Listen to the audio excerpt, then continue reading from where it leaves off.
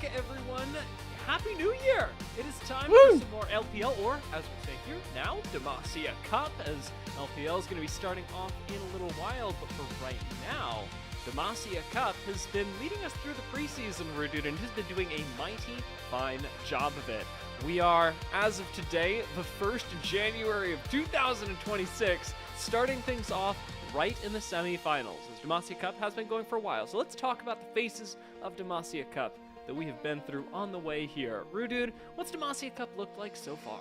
We'll take a quick look at the format that we've been through, but dear, it has been one bare-knuckle brawl almost through the last 2 weeks or so. It's been very breakneck pace. We took a couple of days break, which is really nice, and as we take a quick look back at some of the teams that we've previously seen, we started out in stage number 1 with 2 streamer teams, 3 of our teams that performed relatively weekly throughout 2025 in each group. Moving into stage 2 with the top 2 teams making it through to a 2-way group stage with 5 teams in either side. And finally now we find ourselves in the knockout stage. We've already had the quarterfinals, and we'll get a quick look at that a little bit later on. But notably, one of the teams that we want to highlight today is LNG, as they started out in stage 1, the only team from stage 1 to have made it, or that we're going to see today, excuse me, as LGD have also made it from stage 1, thank you, and they will now obviously be playing on our screens today. So, some real love to the graphics team, who is actually grayscaled out everyone who no longer remains in the tournament, and it is a very nice thing to see LNG having made it this far. We'll see how much further they can make it. As taking a look at the bracket, they've already faced their fair amount of challenges alongside their opponents today, IG. IG ended up beating Top Esports 3-1, a messy series, and we went all the way to 5 games between OMG and LNG, which was a very exciting series in and of itself. As I said, though, with IG and Top, I felt like this one was equally as messy, Renard. Yeah, there were, I don't want to call it either way. Both of these teams have shown elements that we are concerned about, but equally, they won this series, so they've shown some good things that we can look at as well. And for especially Invictus Gaming, they started out the season, I've had the pleasure of casting them for a good portion of their series, but they had a really bad start versus EDG. But then since then, they've actually only lost 2 games in the 4 series that they've played, one of which in stage 2, one of which in that series that we just saw. I actually think that Invictus Gaming are doing a pretty good job currently at taking games consistently, and they seem to have fixed that same problem that they found in the first series they played out, and those concerns that I had for this IG roster certainly looking a little bit subdued. And if you are somebody who is starting the new year off on the right foot, maybe didn't catch the previous games of Demacia Cup, let's talk a little bit about that roster. Invictus Gaming, who have just made it all the way here. Renard, there are a lot of places that we can start off with this roster, so let's just hit this one clean, top to bottom, left to right. Sobero has been a really exciting part of the roster for me, very stable so far. But I think this game and this series, even all of Demacia Cup, has been very much about Sobero being able to prove himself, especially alongside Wei, who coming into the jungle role was the only part of the team that stuck around since 2025. Yeah, like you say, right, Wei's been definitely a little bit more of one of the suspect players, alongside their mid laner Renard, who again has had some relatively questionable laning phases. But then we move down to the bot lane, Dia, where we've got honestly one of the brighter points of this IG roster in Photic and Jue. We know Jue had an excellent actual split 2 over on FPX in 2025, and Photic as well. Actually coming back to play against one of his former teams from last year in LNG. Both of these two have had some very staple performances down in the bot side, and certainly again an area of the map that we're excited to look at.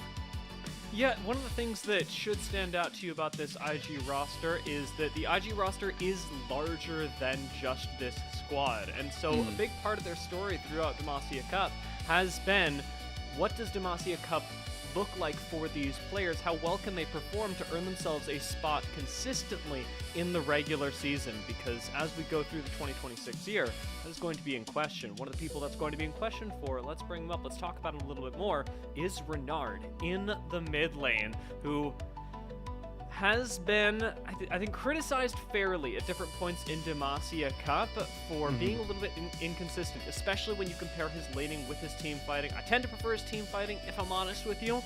Yeah. I think the mid laner, he's got some bright shining spots here, Rudude, but coming into today's matchup, what are we expecting from Renard?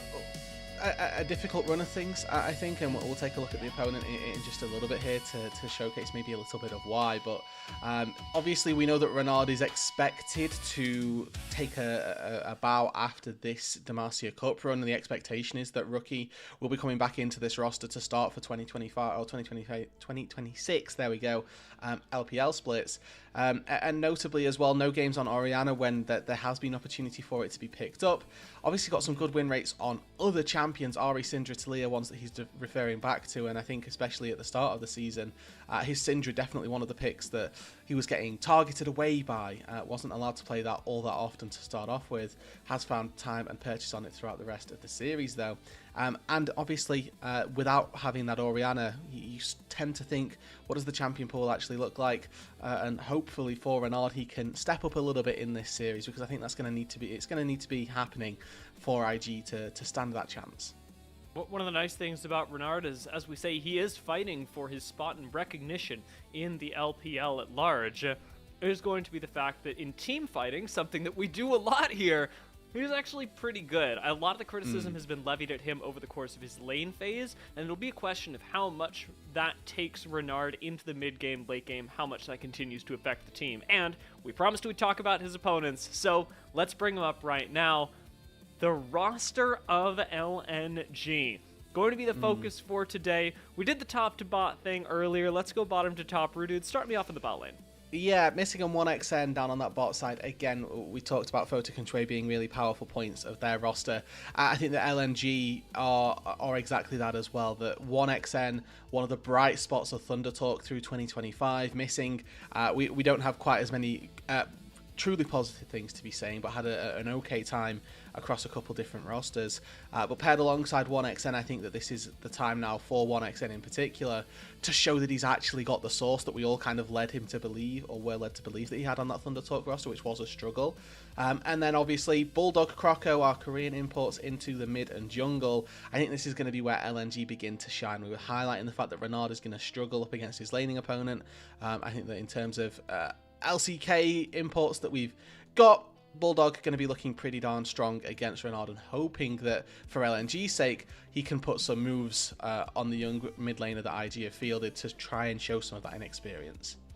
You know, I have really been enjoying some of the looks out of Croco and Sheer. I think Croco could be a really bright point for the roster today, but when we think about what these imports are doing here, what every part of this roster is doing, it's a very different story than what we've got going on with IG, where they're fighting for their spot in the regular season. LNG are expected to play in the regular season like this, and so the big question for me for this roster is whether they've got enough swagger to hang with the rest of the teams in top 6 of the LPL, whether LNG can reclaim their position as one of the teams to be most feared, because they really fell off last year, and this is the roster that they've cobbled together in order to get themselves something in 2026. Yeah, LNG is an organization that has seen success in the past, and we'll highlight that as we move through the day. But obviously when you've got somebody like this 1XN player down on that bot side, I think that the organization is really rallying behind potential prospects. Sheer coming into 2025, we felt the same sort of way, that he could be the next best top laner, but wasn't quite on that level. So we'll hope that can indeed happen. You know, while we focused a lot on the mid lane from IG, the bot lane really seems to be where it is at for LNG. 1XN's position has been really a big focus of the squad, and I think that this is something that the team was honestly built around, given his performance in 2025. Yeah, again, we mentioned this a little bit, but that he was probably the best part of the TT squad that has ultimately crumbled around not having him in this first outing in 2026. But that there is this idea, this notion that maybe with a strong team, a strong set of pieces around him, he could potentially be the part that can start to rise and could maybe even show face in the LPL and start to hang with some of the greats, because we do have great AD carries, right? That's just a product of the league that we're in. I'd like to see that step into, or him step into this new show and into this new roster again as a core piece to try and rally around, up against now Photic, one of these AD carries who's had their time in the sun a little bit in the LPL. Definitely not one of the big stars that we're looking at anymore, but this is a good chance for him to prove himself. If down in that bot side he can play against one of the bigger names that we have had through the bot lane and still show up. One of the big questions for me around 1XN today is going to be whether he takes the next step on this big professional stage. Demacia Cup was where, of course, he played last year with ThunderTalk, and this was where he made it, all the way to quarterfinals before ultimately being knocked out. So the next step in 1XN's, or rather semifinals, the next step in 1XN's career, shall we say, could very well be making it to grand finals. Yeah. And I mean, just to take us a little bit of a stroll down memory lane here, as we do appear to have walkouts. Again, reminders to everyone that this is offline semi-finals and finals previously to now. I will say, expecting players, there we go, we've got Invictus Gaming taking the stage, LNG as well. Up until now, it's all been offline, which has been a real problem, honestly, for us as a co-stream and as a broadcast that have been plagued by pauses and internet outages in various different regions of China. We're all back offline. The top 4 teams have been invited back to take place on stage, so it's really nice to get a little bit of a showcase of what these guys can do in an offline arena before that 2026 area. Crossing my fingers we don't have any draft remakes today. Amen. You know, it happens. But now that they're on stage, the technical difficulties, you know, we'll hopefully be saying goodbye to them. I really like the decor that they've got going on. A little bit of festivity for the semis, and of course finals that'll be coming up after these in the next few days. That's the real focus here, Rudude, is for these teams taking the step out of the games today and moving on to grand finals, where you've of course got the chance to win Demacia Cup. But all that is going to start in a best of 5 fearless, which is a terrifying prospect, especially when you've got that game 5 blind pick looming over your head. It seems like the chaos never ends in Demacia Cup. No, it really doesn't. We have been lucky enough. LNG as well have seen themselves with one best of 5 and full 5 game blind pick as well. So we will hope that can continue and we get to see some exciting games. I think coming into this series though, dear, if we did want to draw some expectations, probably that LNG may be the favourites coming into this. This IG roster has maybe feeling a little bit weaker, but I don't know. I'm still looking forward to seeing IG, and I do consistently see the bright points of this roster and hope that they can continue to flourish with them.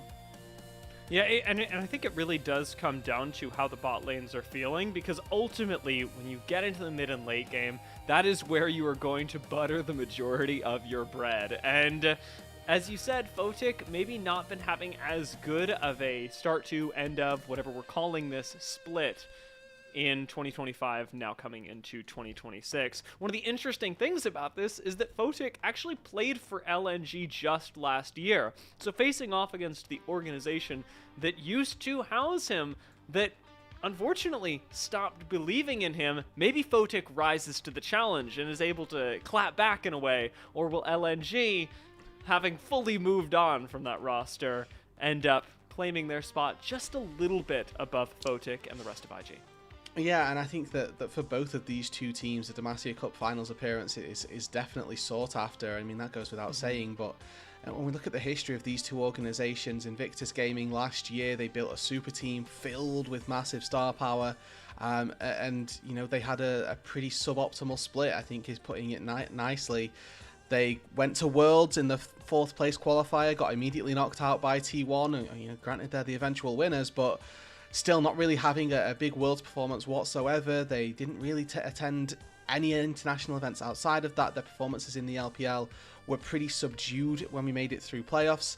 IG have got a lot to prove for themselves, and I think that for LNG in this year as well. It's that, but on a whole other level, because in 2024 they were again one of our world's representatives, but we made it over to 2025, and all of a sudden the LNG roster just completely falls apart. Isn't really a part of any international competition, doesn't particularly showcase anything throughout the regular season either, and kind of finds their way floating around Nirvana. So both of these two teams have had 2025 that they're ready to forget. Starting at 2026 on the right foot, it is definitely the case, and obviously the Demacia Cup finals will be an excellent way of doing it.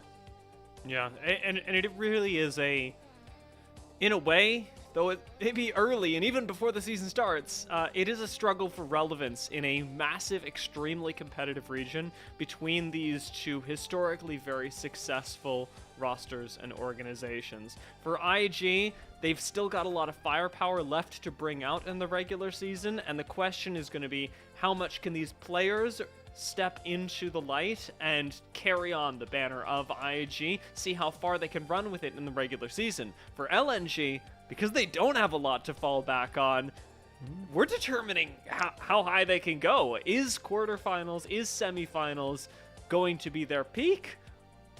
Or are we going to see them make it up to grand finals and actually likely be able to tango with top LPL teams in 2026 as a grand finals performance or appearance would indicate?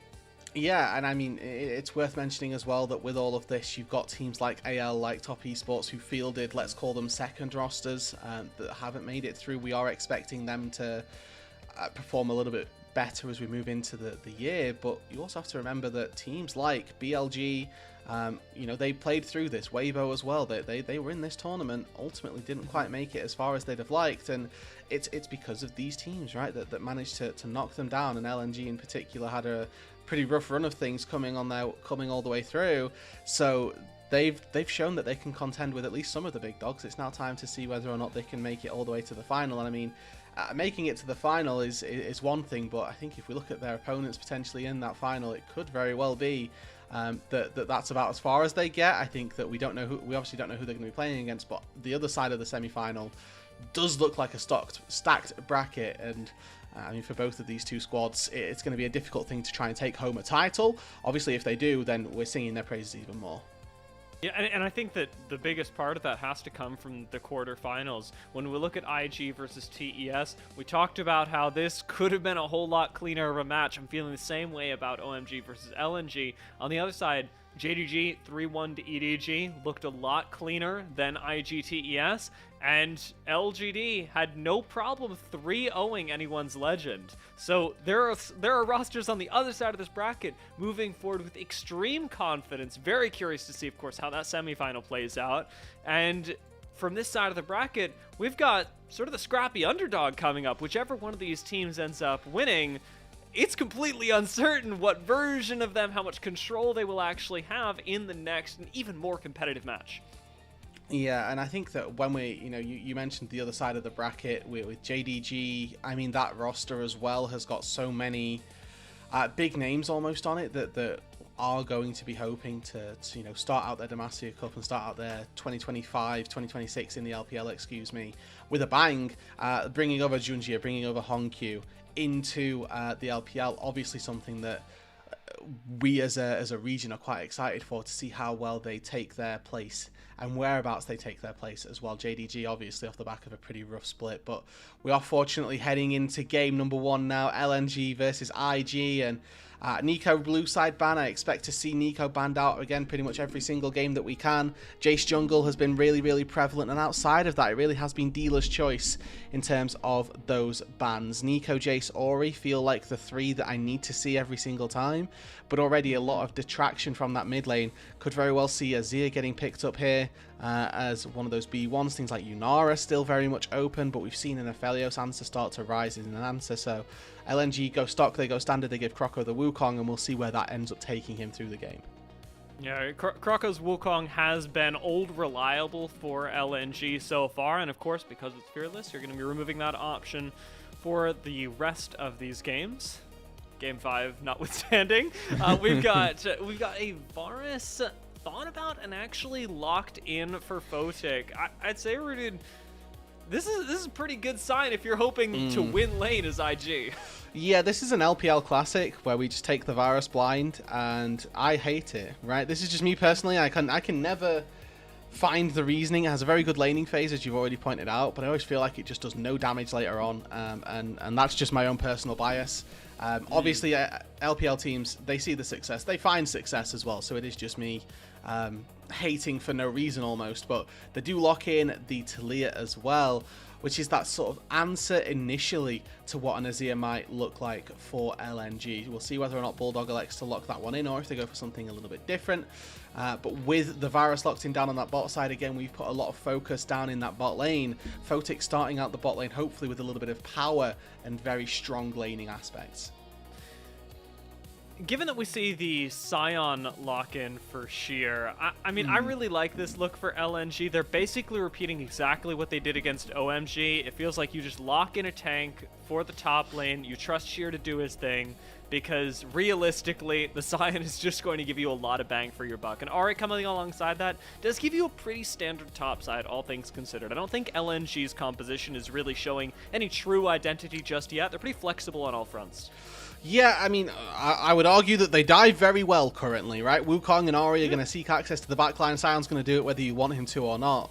And for IG, I think that their immobile carries definitely are screaming for help at this stage. The Ambess are not going to be all that good in terms of stopping any sort of engage either. The Talia might do a little bit of work with the Unraveled Earth, but I think that LNG so far have got a pretty good dive composition. Wouldn't be surprised if they look to continue that.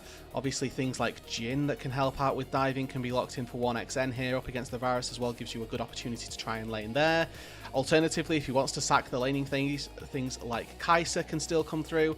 A large focus down toward that bot side as well, with the Alistar and the Rakan being banned away. Both of these supports still open to take whatever they please. And I will quickly highlight here that Ambessa, for those of you that haven't really watched much competitive League of Legends, are joining us for the offline stage. This Ambessa is a flex pick. Sobro can take this. Wei can also take this. We do not know what that top matchup is going to look like yet, and we'll see whether or not IG decide, actually, we'd rather take something different into the Scion, something with a little bit of kill threat maybe as we move later on into the game, something that can handle him in the split push. You do have a lot of now CC on IG, a lot of ability to stop the dive, especially with things like Talia, Varus, and the Nautilus that was just locked in. And I like what LNG are thinking about here, giving a little bit more utility in all of those picks. They're going to end up going with the Yunara, though, over to 1xN. A Braum locked in alongside that, I think really doubles down on the fact that this comp is going in. Yeah, the Braum not the greatest at enabling that, but it does so well when it just is thinking about peeling this Yunara as well. Because we know what the Ambessa is going to look to do. Ambessa is going to look to dive. That's the case in all instances where the Ambessa is going to be diving onto the backline, and just having that point and click CC is going to be so powerful for 1xN to try and kite out, for Missing to try and protect that AD carry. But it's actually IG locking in the Mordekaiser in an attempt to isolate 1xN, to isolate one of those carries, and really make the life of LNG that little bit more difficult. I mean, I like the Mord as well. This opens up the possibility of a split push, of a really nice side lane to come in as well. I will say that if you're looking to initiate, IG are going to have a little bit more of a difficult time. Hey, enjoy, buddy. Let's see those anchors. You know, that's about it. We're really hoping for an anchor to land, and I mean, you could call Wei's Ambessa an engage potential, but he's going in very solo at that stage. I do highlight the point that I do like the fact that you highlight that the composition from IG does feel a little bit desync. You've got Ambessa and Nautilus trying to go forward, Mordekaiser trying to split push and 1v1, and then you've got these two carries in the backline that are looking to try and stand firm and sort of team fight traditionally almost. We'll see how well that gets enabled and how well that gets facilitated, whereas on the flip side, we've looked at LNG's composition and gone, you guys go forward, you've got a little bit of support in the backline for your bot lane, and that's about it, but it works. It does. It is, as we said in the first three picks, a pretty standard approach to League of Legends. Go in, you've got a decent amount of flexibility, especially with the Braum now the opportunity to peel for your carries. and disengage when you need to. I really like the Braum pickup. I don't know, how are you feeling about this, Rudy? Because you seemed kind of 50-50 on it when we first saw it locked in. It just doesn't synergize with the composition, which is fine. It synergizes with the Unara, which is where I take the okay, this is still okay angle on it. And down in that bot side as well, can't dispute the fact that Braum is a very good matchup into Nautilus. Well, we're about to see that matchup play out live right now. The semifinals in Demacia Cup 2025 kickoff with IG versus LNG.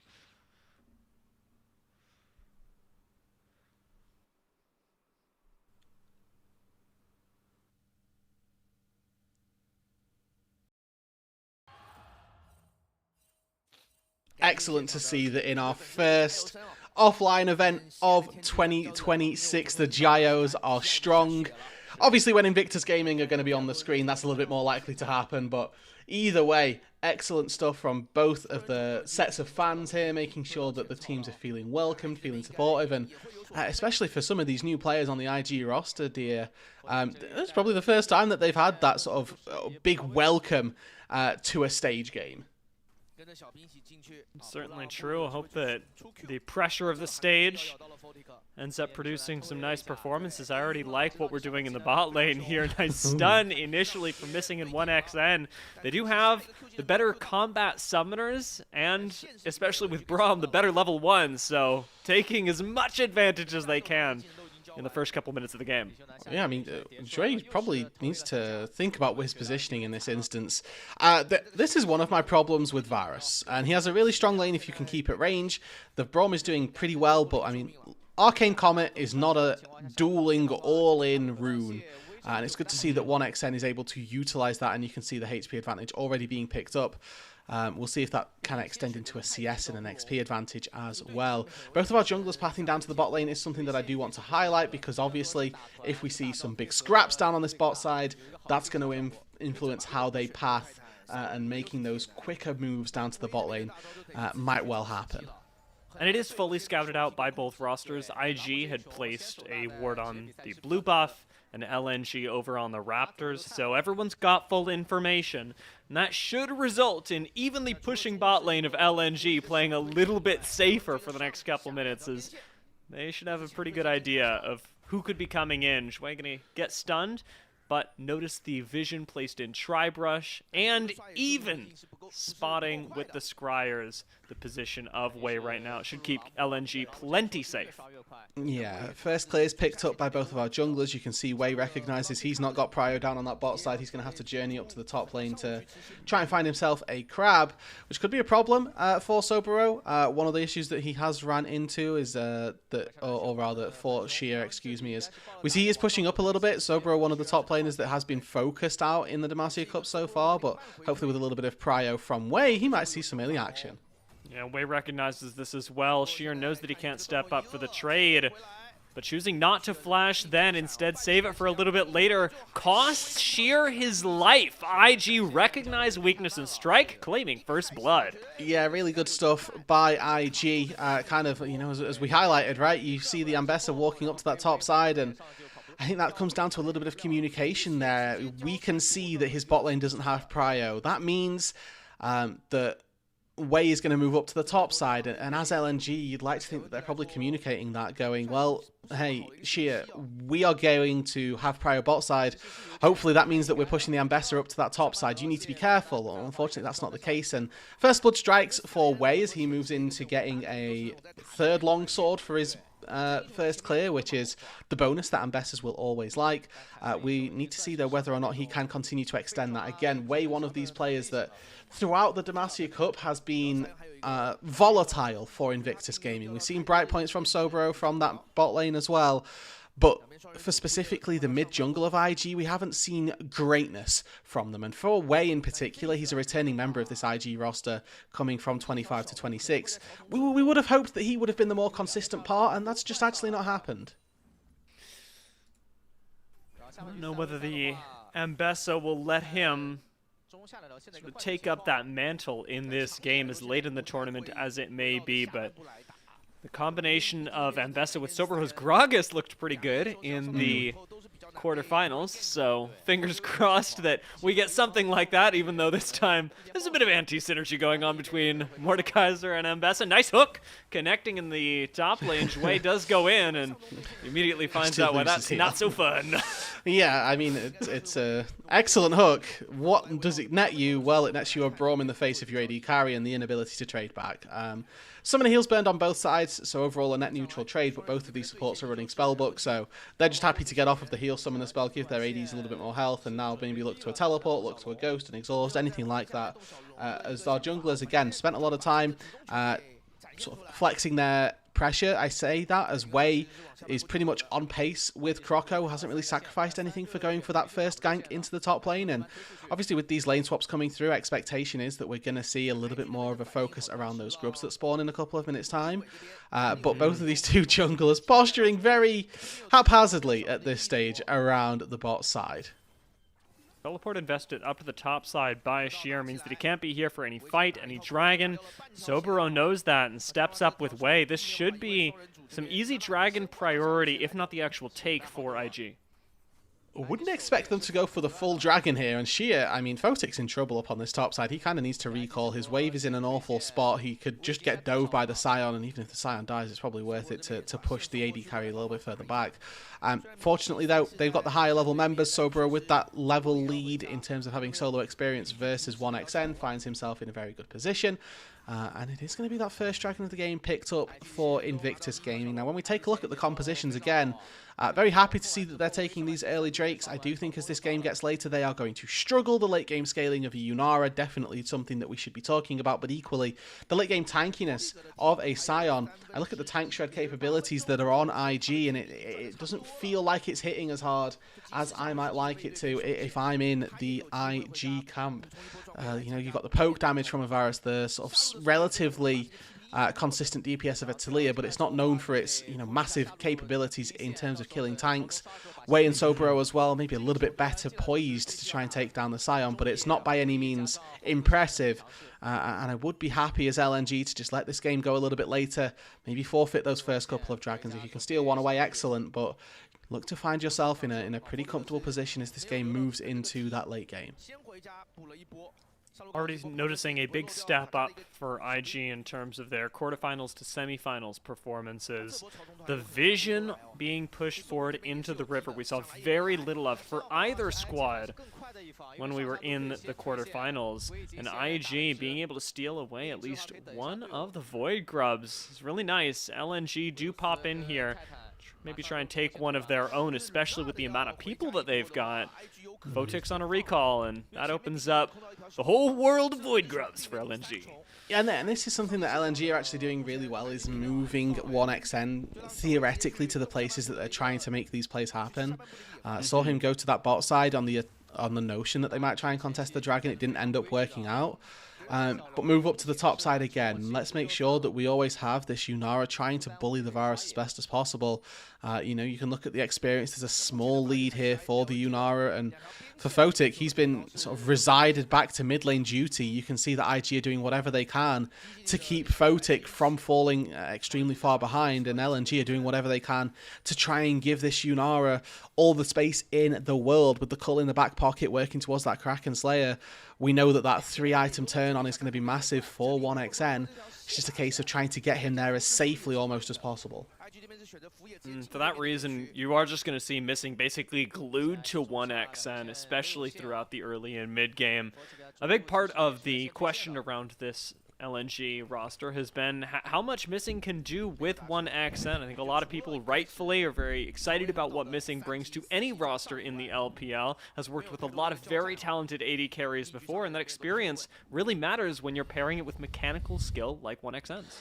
Yeah, and I think that that's one of the things that hopefully 1xN can take from this. There were a lot of question marks surrounding Missing's we'll just call it capabilities through 2025, but what he, as you quite rightly highlight, does have is experience with the greats, and even if he can just say to 1xN, oh, this player used to do that, this player used to do that, those different little bits of insight can be very, very important, and you can bring a lot of learning into what is 1xN. You know, he's been in the LPL for a couple of years now, but still a relatively young player. As good charm lands, and Renard has no combat power here. I think that Bulldog, if that Q would have landed, might have been seeking an all-in under the turret, but the Talia again finding himself a pretty good position. It's all good. Renard's just getting those summoner spell books cycled. That's true. Walks away. Even got the go. teleport if he wants Gaming. to return to the top side, but we have got a small fish for an engage in the mid lane. Way thought about it, but 1xN pretty good at getting the heck out of dodge. Yeah, use the ulti to get the dash on the E, and from there wave for, yeah, you know what, can't really follow up with that. Worth noticing that the Chain of Corruption went wide from Photic as well. As IG looking to collapse into this mid lane, maybe try and make 1xN's life a bit more tricky. That is a raw public execution. Missing just stands in front of 1xN. Thankfully, what the Braum is good for, but whew, IG know where they know who they got to take down.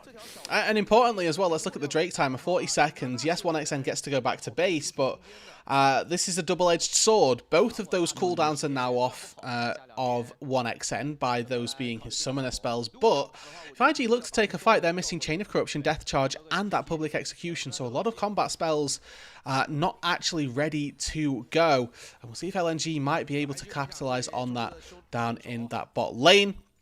Obviously, really good as well that 1xN doesn't finish Kraken Slayer. I think he would have probably been looking to stay for that. Actually wasn't able to get there. One of the things that I want to highlight though, dear, whilst we have the time, is this presence in the mid lane. Bulldog once again versus Renard. We highlighted this in the pre-show that Renard's laning hasn't been the greatest. Without really any jungle intervention here, he finds himself down 500 gold, down 3 waves of CS. And Bulldog here looking to try and take some plates up against the Talia. In terms of those defensive stats as well, Renard really, you know, if he gets caught by a charm, he's going to probably take half his HP at this stage in the game. And that, you know, I'm looking at this from Bulldog's perspective, he could very easily try to leverage this lead and push a little bit of an advantage for LNG. I do wonder, especially with how much ground it seems IG are comfortable ceding to Bulldog, what this RA will mean later in the game. You've already got an incredible amount of dive piled into the LNG composition. When you're enabling that with an RA who's going to be pretty far ahead, you can get a lot done, but it is going to be on the shoulders largely of Bulldog to navigate this well, as Kroko and Sheer have been likewise relegated to side lane duty, and it's not going nearly as well for Sheer. Sobero and the Mordekaiser has had a very good time shoving in wave after wave completely uncontested. Yeah, and you know, that all to be said is that the Scion isn't expected to be this mammoth of the laning phase. He is there to be massive in the late stages of the game, and for the time being, you have to credit Sheer in that aspect because he's going to be big, right? He's up 200 gold, and the Mordekaiser hasn't really found that purchase just yet. If we can get to these mid-game team fights where there's a massive exchange and it ends up being that 1xN gets 1v1 by Sobero, then absolutely this Mordekaiser has done its job. Until that stage, though, we have to sit in sort of fear almost for this IG composition. Again, as this game gets later and later, tend to favour LNG. And really start to think that this IG comp is falling further and further behind. Their time getting more and more removed almost. As, yeah, you can see this Talia is not feeling good. I don't love taking 500 damage for free either, but it's got to happen to somebody. So Yeah. Renard does fortunately have the teleport. Bit of an awkward timing, as should you use that summoner spell now. As he does, you won't have it for the incoming dragon. Not the worst thing for IG, who have dominated the Drakes so far, and especially Talia with the global mobility. But it does just let Bulldog continue chipping away at the available resources of IG as he gets stronger and stronger in the side lane. He does have the Weaver's Wall as well on the Talia, so there's an element of cross-map capability that Talia does have. But you can see Bulldog is just constantly pushing in a wave, looking to move, and that's bleeding into this mid lane here, where there now needs to be an element of vision laid down by Zhui on that top side of the map to try and prevent this Ahri from moving all the way cross country to make their impact felt in the mid lane. You can see that we are reaching 1xN. We're flashing on him. We're final executioning 1xN. Once again gets the dash, but Photic shuts that down real quick with the piercing arrow. A double kill for Photic. And IG, they butter that bread once again. They see 1xN, they kill 1xN. Yeah, and for Zhui here, one of the easiest mechanics of Nautilus Flash there's not a lot that 1xN can do, and they do that on the timing when he has no flash. Really excellent timing from Invictus Gaming, and they will find themselves the Herald. This is the play that they needed to make. We've been waiting for a good while for them to make this happen, and finally, 15, 20 minutes into the game, they get there. 1xN gets caught by the hook, and the follow-up from Wei is impeccable. Really good timing on the public execution. Everything used by IG, no holds barred, and they do just take out the Yunara. A little bit of foreshadowing, I'm hoping, as we move later on into this game, dear, because if they can repeat that in the late game, then that's definitely going to be what is the... that's going to be the go-to for them in terms of how to win this game. Yeah, I mean, a really good look. And you remember when we talked about that Yunara flash timing? She's finally got it back up. And being able to use the ultimates, which are much shorter cooldown, to force out the big summoners from 1xN. If you can do this, not just around a lane, but as you mentioned earlier, around objectives like the Dragon, this was so critical for IG, you're going to be getting so much more work done than just actually taking out the Yunara. If you can keep her from being confident about fighting around objectives, you're getting kills, and you're getting things like Rift Heralds and Dragons. Yeah, that fight did net the Rift Herald for Invictus Gaming, so we'll see where Wei looks to put that down. For my money, try and take out that mid lane turret, try and remove that safety point that the Yunara has as she finishes off that Phantom Dancer. So 2 items on 1xN already with that call being stacked up and sold. He's got about 500 gold from that item exclusively. And we'll see whether 1xN can continue to build up that advantage again until Infinity Edge comes through. We're not particularly scared of this Yunara, but the second that IE does come through, you are starting to think, holy moly, LNG have got a team fight to try and rally around. Already 2 dragons in for this IG squad, and they're going to look to try and take a third here as that spawns. Rift Herald goes down. They're looking to target the mid lane. Really good stuff, and hopefully they can transition this into their priority around the Drake as well. It's a small thing, but Kroko was forced to use Clone to get out over the wall, so doesn't have it engaged for just a second. Finally, gets the chance to whip it out just now. Cyclone gonna go down and actually help take out Zhui. Wei trying to disengage on the right side, but Sobero stuck in the front lines. Does leave IG a little bit scattered over the wall. Photic gonna try and join the fight, but immediately gets knocked up by the Scion, and it is 1xN free firing in the backline as Sheer stands in front of him. Flashing on top of Wei to try and finish off this Ambessa. He will do so. Sheer's HP is running low, though, and 1xN dancing behind the Dragon is finally going to commit to Photic. Does not grab him as the piercing arrow takes him down. Sheer is finally out, but it is IG that have won the fight, dancing and diving around LNG. And they came into this fight with a gold lead here. They come away with a bigger one and another dragon to boot, putting them at soul point for this Infernal Dragon very early on into this game. It's LNG that start this off, but they commit so much onto taking down Zhui. The charm goes in, and it's an early ulti from Kroko. He loses out on his Cyclone for the entire backline here. Means that, yes, as he goes into the Death Realm, actually Sobero missing out on one of the Qs here. As we look around this Dragon, Q goes wide, gives 1xN a bit of free access to Renard, who has to flash away again. Flash used by Photic to try and buy space, but fortunately those summoner spells were used perfectly. You flash to buy space, and that's exactly what you got. Now Sheer here, trying to live in this situation is not something that you can do. Maybe he's trying to buy cooldowns for his W, but I think if he walks up into the front line, it buys a little bit more space for 1xN so that he doesn't have to try and take that 1v1 up against the Varus that he ultimately ends up losing. Trying to be in that front line, you could have maybe threatened the Varus a little bit more with that Zombie Zion passive. Sheer there for me just a little bit off the mark with what this LNG composition is looking to do. But for IG, I want to quickly highlight, this is exactly what they need for their composition. We talked about the fact that they are on a clock. If they wait too long, they can just lose this game. They found a fight around that bot side, and they're looking to make it work. Yeah, this was not an easy fight for LNG to execute, and really well danced around by IG. I think we're really seeing the value of the Varus Talia come in as well, given how much range they're able to play at. They keep themselves so far away from the rest of LNG while still contributing DPS-wise to the big bruisers that they've got in Ambessa and Mordekaiser. Sobro and Wei, as Wei makes his way down to the bot side. Rocco missing in 1xN, all backing away.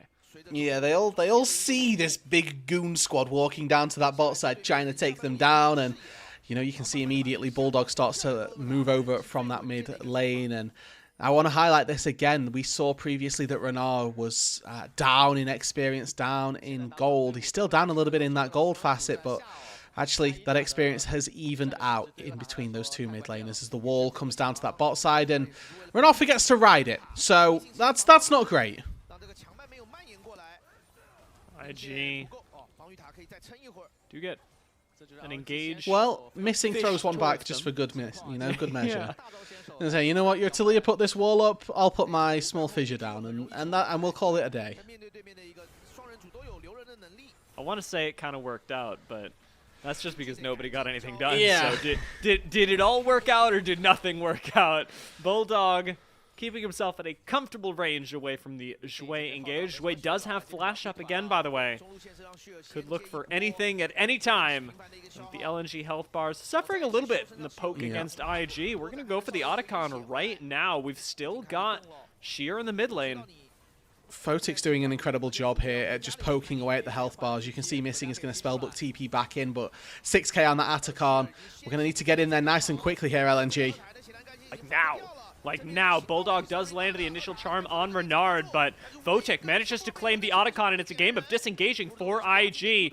They leave Soboro all on his own in the middle of LNG, but that's a happy sacrifice. You lose Renard and Soboro, you get the Otacon. IG, it's a trade, but they come out on top. Yep, solo lane was falling, but I think that's, again, to their benefit. Nobody from LNG can TP up to the top side, maybe try and claim that tier 1 gold. They will be able to claim the tier 1 turret down in the bot side, but again, really, in terms of consequences for IG, they will probably take this. We look at the gold, it's dead even, but we look at the petal count, it's 25-4, which is, again, a massive lead for Invictus Gaming. And, you know, you're giving a good chunk of stats over to IG for that. On this top side, it's a piercing arrow in combination with a random auto attack that takes out the Atacon, so Smite's not particularly great on either side here. Bulldog, again, finding some really good access on this Ahri. Hopefully, as we get later on, that can be focused onto targets that are a little bit more prevalent. Obviously, Renard, the mid laner, definitely not a bad target to take out, but I'm looking specifically at Photic as currently the leading source of damage for IG. He needs to be the focus. 2, almost 3 items complete. Accelerated, but not out of control just yet. Photic does have a lot of tools, especially with the ult, that can keep him safe. Kroko gets found by Wei and Renard. Not a whole lot of ways out with the Weaver's Wall. Is going to flash away, keeping himself up at 25% HP. But that gives IG, once again, complete control of the bot side. Bulldog gets flashed on, and Soboro claims a kill so low in the top side. Hey, guess what, dear? Dragon's spawning and they have no solo laner. Sobro has got teleport. Granted, he doesn't have ulti, but with Kroko getting forced to flash an ulti out, with him being so low on HP, this is just the Dragon Soul for Invictus Gaming. They, again, we talked about the fact that they need to push the pace of this game and that the gold lead might not indicate that they've done that. We take a look at the neutral objectives, though, folks. You know, they've got a full Dragon Soul. They found themselves with Atacon. IG are doing what they need to. They just need to put that now onto permanent map state changes. With the Soul in their back pocket, you'd like to think that that can happen. And that explains it a little bit here. Bulldog getting caught on the teleport. Despite the Banshees being there, Sobro really wisely uses his Decimate to break the spell shield and then claws the Ahri back. Yeah. It's happened to all of us. Yeah. But Soboro picking up the kill is going to make the Mordekaiser, yes, all the more terrifying. And as you've talked about this Infernal Soul, it's reminding me, funnily enough, of IG's game against Top Esports in the quarterfinals, where they drafted a poke composition, then got a Mountain Soul taken against them and sort of watched the game fall apart. This is the opposite. They've got a whole lot of ranged poke and an Infernal Soul with it. Yeah. It's playing right into IG's hands. It's a recipe for success in terms of IG right now, and hopefully they can leverage that. I mean, they've got Infernal Soul. This is usually one of those big buffs that we look at and go, you know, this is you know, game ending almost if you can find it. With the Atakan as well, they've got all the good stuff in their back pocket. Let's just see whether or not they can execute on that. As you can see, Dway, knowing that he's hooking into a Banshee's, absolutely no cares in the world, just trying to pop the spell shield. Does a good job with that, and finally we can start to see IG starting to lay waste to some of the terrain of LNG. Tier 1 turret on that top side does end up falling, and they're starting to open up that map that little bit more. With the Baron now live on the top side, the question becomes, when do IG look toward taking it? And with no dragon, and importantly it's an Elder Dragon that spawns in 4 minutes time, they've got a little bit of time to dance around on this top side and try and make something happen. Baiting LNG to walk in right now. Total vision control for IG. There's absolutely nothing you can do as LNG that Invictus won't see coming. A little bit of mid-priority not going to go amiss for 1X, and it comes with the extra income. Both AD carries having hit their 3-item spikes as well, so 1XN could get a lot of work done here, especially with the tanky from missing. frontline. As the Chain of Corruption goes down there, and Missing forced to use that Summoner spell to get out of dodge from a hook, from a seismic shove, and that's the window for Invictus Gaming that they were looking for. Completely starved of vision, the redemption has to go down to spot them out on it. And LNG doing a good job so far at just making sure that they know what's happening around the Baron, but actually nothing to stop it from going down. IG got what they came for, and they actually answer with a teleport from Sobero here. So IG, not just wanting the Summoner, but wanting to fight, especially now with the mid lane tower under threat. LNG trying to deny that right now, disengaged from Missing, coming in nicely as mid lane tower does go down for LNG. Nice knockup, lands onto Zhui, who goes low, hooks onto Bulldog, but hits the Banshees, getting taken down instantly. Charm gonna land, knock him onto Mordekaiser as well. Sobero goes golden for just a moment, and finally will go down. Public Execution misses onto Krako, as Wei is the next one to be knocked up and taken down. Bulldog relentlessly moving forward, as it is Photic and Renard left up against Sheer and 1X, and Photic confidently stepping into the mid lane. 1X is gonna flash on him, and sometimes you gotta flash on him, but it doesn't work out. Sometimes that wasn't one of the times, I'm just gonna be honest. That doesn't net. I don't think that gives 1XN really anything for taking down Photic there, other than a little bit of ego, but you can see again Photic up against his former organisation, having a little bit of a fun time on this Varus. It looks so good to start off with for LNG, really good timing as the sheer Q funneled into the back of Bulldog with a really good charm to start it off. Zhui falls, Sobero has a really good time of things for the most part on this Mordekaiser, just getting CC'd. And he falls pretty much without a trace. Wei does snipe out Missing, which is really good. But even the back half of this, how do LNG even end up losing in this? As it's just Photic constantly getting these Blight procs, constantly able to find some exceptional spells, and actually Renard landing these seismic shoves. Doing a really good job. 1XN preps his Q, gets hit by the hail of arrows, and then gets hit by a piercing arrow in the face. He doesn't actually flash anything. You know, sometimes you gotta flash. Sometimes you do. It's the League of Legends equivalent of yelling "boo" really loud. It unfortunately for Photic was unsuccessful, or rather fortunately for Photic was unsuccessful on 1XN's part, and what that's actually done in terms of tangible leads is give a 2-level advantage over to Varus, who finds himself now 6-0-4 in a absolutely fine position as he's going to go back and finish off the Edge of Night if my item components are good in my head. Yeah, picks up that safety shield now, and really 1XN is going to struggle even with these 4 items on the Yunara. Yes, he's up in gold, and Yes, actually, you know, great work. 1xn's got this Infinity Edge as well as that Mortal Reminder, which he took the pit stop for before finishing the IE. Hold on, mid lane. Edge of Night getting crazy value. Jue dies for it, but that's awesome for Photic. The question is whether the rest of IG will come out as well. Photic's finally rejoined them, about half HP. Let's look at our timers here, dear. 5 seconds on the Elder as well. No support. Not the biggest tool, but certainly something that they can look to rally behind. LNG needs to dodge this poke from the Varus, and Photic going to do a great job if he can just whittle away at some of those health bars. He's isolated. Kroko knocks him up. Charm lands, and the assassination from LNG goes as planned. Wei tries to answer onto 1xn, does not have the damage, and 1xn has certainly got the peel. Sobero's got no access either, gets charmed and shut down, and Bulldog, the monster that was growing in the side lane, plays a huge role in winning that fight for LNG and unlocks the Elder Dragon. This is the power of experience here, dear, as IG are starting to crumble at the seams. They've had this lead the entire game, but all of a sudden one pick onto Jue and the whole game falls apart as LNG are going to secure the Elder Dragon. Just that little bit of a misstep, and it is unfortunately Photic that costs the life of his support, which then leads into the ensuing team fight and leads into this Elder falling.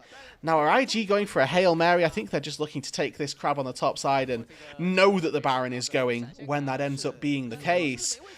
But LNG have found the greatest equalizer that League of Legends has to offer, the Elder Drake in their back pocket. I think, fortunately, that hasn't come in tandem with the Baron just yet. We will see if LNG can take this, but for IG, their goal is to try and stall this objective out as best as possible, and if that includes giving up a Baron, I think so be it. Yeah, it's just, unfortunately, we got to take at this point.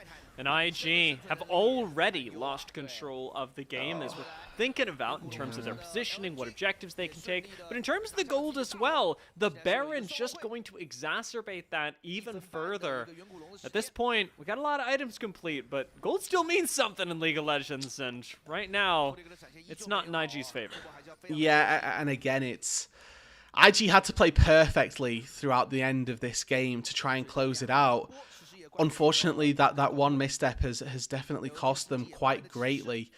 And we talked about it through the first 10 minutes, Dia, that this composition for IG, it had a clock on it. And LNG are ringing the bell. They're saying time's up now. As you can see, Kroko blast coning into the base.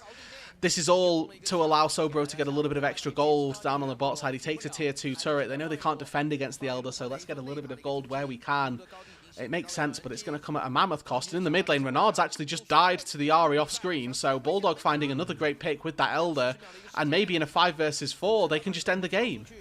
Chains of Corruption are going to do net nothing. Sobero does go golden to dodge the Scion train, but it's going to get knocked up immediately afterwards. Stuck in the front lines with Elder Dragon. The promised public execution comes in from Wei, executing 1xn and into the Elder Dragon. IG are turning things around. Sheer on his last legs now has Wei chasing him down. This Ambessa completely changing the game for IG. Bulldog is alive, but IG win that fight. Yeah, do you remember when we said that these two teams were messy? We've seen highlights in game number 1 of both of these teams making pretty cardinal blunders as IG hold the base, they defend, and actually double TPs down into the bot side. I don't think the counter end is possible, but they've got 30 seconds on Kroko, 30 seconds on Sheer. It's the 10 seconds on 1xn that I'm worried about. They can maybe get an inhibitor. Bulldog? Wow. Bulldog does way too much damage.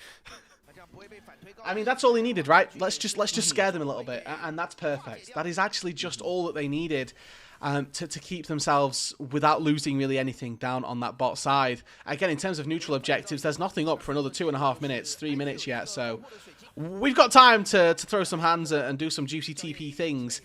But Invictus Gaming come up with the clutch with LNG, with again a really big blunder. They just won out with Bulldog finding that solo kill in the mid lane. Oh, great, with 5v4 on the map.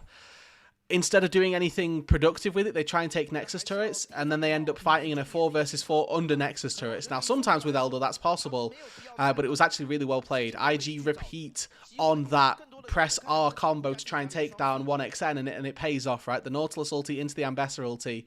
Enough things line up, and 1xn doesn't have the enough peel in him to keep himself alive. So maybe with the shield bow that he's now picked up, that will change, but we will see as this game continues whether or not LNG can close this one out, or if IG have got another fight in them. Especially when we've seen now through the quarterfinals, as I mentioned, with the Gragas Ambessa, and now with the Nautilus Ambessa combo, Wei is just so comfortable on this champion. And if somehow IG end up winning this game against an increasingly threatening LNG, it's going to be largely off the back of consistent performances on the Ambessa. As I say that, Wei walks into the jungle and makes me sweat a little bit, but he's going to be all right. IG are waiting for the next fight. Well, importantly as well, he's got that Guardian Angel now, so if he does step a little bit too far forward, he has that second life to maybe try and help IG, and hopefully IG can help him in terms of getting him back out to safety or trying to find a fight after the fact. As again, the onus on IG was to win this game early. They find themselves now 35 minutes deep, having lost an Elder, lost a Baron, and yes, they've got the Infernal Soul with the Atacon, and I think that those are the two things that they're going to need to really rally behind. Their combat power maybe a little bit stronger than they might have envisioned as they move into this late game, but my concerns still exist. How are we killing Sion? How on earth does Shia take 6,000 damage in a team fight when you don't have a consistent tank threat? And that's when you've got folks like Bulldog outputting crazy amounts of damage as well. This side lane monstrous Ahri that we've called out a couple of times has put in a lot of work for LNG. And now has a flank that, fortunately enough for IG, is spotted. Ooh, some wards have gone down, and nice escape from Sheer. Will just mean just TP'd as well. So that's Chain of Corruption and Death Realm used by IG, but Sheer now trying to back not on vision so that IG can think about whether the Sion's present or not, especially without ulti. Definitely quite difficult for him to get back out onto the map in time. Second TP expended. This is missing Spellbook, as Sheer going to have to cone his way over. It's a lot of dancing around this Elder with Inhibitor down in the top side. IG a little bit on the clock here because Super Minions can start to rally through their base. Renard just showed top side, but is teleporting down to the bot. He's got a flank that is spotted from LNG, but Elder Dragon is going lower and lower. Wei's right next to it, ready for the 50-50 smite. Oh, missing does get blown up immediately, but Wei's still laser focused on the Elder Dragon. Bulldog's poking. Croco's down. 2,000, 1,000, and the secure from Wei gives the Elder Dragon and the fight to IG. And that's just going to be a clean sweep here, dear. They don't have waves other than that beautiful one in the mid lane. That's game one, signed, sealed, and delivered. Invictus Gaming somehow, some way, find themselves with a 5-0, an Elder, and game one. They had me sweating throughout the mid game. I gotta be honest, dude. But when it comes down to it, the Elder Dragon fight plays out really well for IG. Their poke doing a lot of help in taking down and blowing up missing early, and Wayne never lost focused on the Elder Dragon. Game number one picked up for IG. I mean, the sad thing about the game ending in these positions is we don't get to see the replay of what they did so well. Invictus Gaming jockeying around that Elder so beautifully, where they spot just the slightest overextension from LNG, and it's done. They blow up the support, they blow up the jungler, and as soon as they recognize that that jungle threat is gone, that's when they turn onto the dragon. Then they can turn onto the rest of the fight. And for LNG, it's just a little bit desynced, where they don't quite understand what it is that they need to do, or they don't quite have the positioning to be able to do it. Importantly, we highlighted Bulldog. He didn't actually land too many charms in that back half fight. He's constantly dashing over the wall looking for these charms, but they weren't landing. And on the Ahri, that's a really, really big deal. If you don't have that connection, then you're not going to find any success. And that unfortunately was the case here for LNG. So we'll keep our eyes out for whether or not that is something that can change as they move into the future games, because IG took game number one and that they actually looked pretty decent doing it for the most part. And dear, I know you've been here a couple of times previously, but that will introduce you very nicely to the LPL with that gold graph that we've got. Yeah, it was an exciting and very swingy game. We did mention that for a while, LNG had the potential to come out on top of this. I really liked their play around Elder Dragon and Baron, but when it came to the objectives, ultimately they lost control, and I think that that's, as you mentioned, Redude, a really important thing about how their composition plays into IG's, but also IG's vision game really impressing me throughout that entire game. We talked about it in the early game around the Dragons, and even when we got to the late game, it was critical for this squad. Yeah, you highlight it perfectly, that they're constantly aware, at least, of where LNG are, whether it's through using vision or the absence there of vision and knowing that, well, we see everywhere else, Bulldog has to be here. And yes, that's one thing to know where they are, another thing to see where they are, but even still, IG playing around that rather well throughout those neutral objective exchanges. The issues that they found were in team fighting, right, where actually around this mid lane, they ended up looking like they were going to lose before some heroics from Photic, from Renard actually do make it work. And again, we highlighted that Renard's laning phase maybe not the greatest, but we highlighted equally that his team fights have been pretty stellar. And for reasons like that, where those clutch flicks are actually saving the game for his team. And then we look at the mid lane again, Photic with a couple of instances of AD carry positioning moments where you just step up on a midway where you're not supposed to, but fortunately for him, the rest of his team were able to do just enough, and I mean, we're going to get a little bit of a run through. This is the illegal maneuvers from LNG. You know, they're fighting 4 versus 4 in their base under Nexus turrets. A great golden from Sobro actually saves this as 1xN gets caught out by, again, an easy combo for IG, but one that lands true. Public execution from across the screen. Wei was such a huge part of the IG win here. I know we were talking about Photic and Renard so often in the team fights as they were the last ones left up, but Wei's threat onto 1xN was unending, and especially in this endgame fight as we finally get the chance to take a look at it again. Yeah. Wei's laser focused on the Elder Dragon the entire time. Nobody pushes him off this. Yeah, and importantly as well, I think that LNG just as a group of players, they didn't quite get where they were going with this. You can see 1xN the whole time trying to DPS down the dragon, so there's clearly one person calling to flip. As a jungler, you hate that because if you lose the smite fight that loses your team the game, then that's a disaster. So you're trying to go in and take down the enemy AD carry. There's a lot of things going on in those moments that can cause chaos almost in those comms. And I think that IG were just able to rally themselves through it that bit better. I can get behind a Photic MVP. I mean, you can tell that I'm really hyped on Wei's performance that game, but I'm not going to sit here and tell you that the AD carry got carried. That guy was carrying with an incredible amount of damage. Yeah, lots and lots of really, really solid poke prior to objectives, and it's the small things like that can sometimes go under the radar. I think actually, you know, me and the LPL broadcast, we butt heads lots of times on player of the games. This time around, I'm happy with the decision. I think that he actually did a lot of work around those neutrals when setting up how it was going to be so easy for IG to take them. Yeah, and Photic, remember, on the Varus was doing so much work, not just in damage, but in supporting the team by setting up with the engages around the Chains of Corruption. Did a lot of work in the end game as well, rather, when they were under threat of almost losing back at their Nexus towers to expend the cooldown, get a couple of nice positions out of LNG, and support is so important. It's important to us here at the LPL English broadcast as well. If you're interested in supporting what we do here and covering the Demacia Cup and all of the LPL, the best way to do it is to become a coffee member, which is, as I said, the best way to support us. A lot of the initial payments off of our coffee go into upgrading the broadcast, but a huge bulk of it goes to paying on-air talent and our content creators. So subscribe to our coffee, which is linked in the chat, to unlock perks like early access to our incredible content and the ability to ask interview questions for our unique on-site interviews. We'll be linking all of that in the chat, so you have the option to support us as we continue the vibes through Demacia Cup 2025, even though we're in 2026, as the semifinals will continue right after a short break.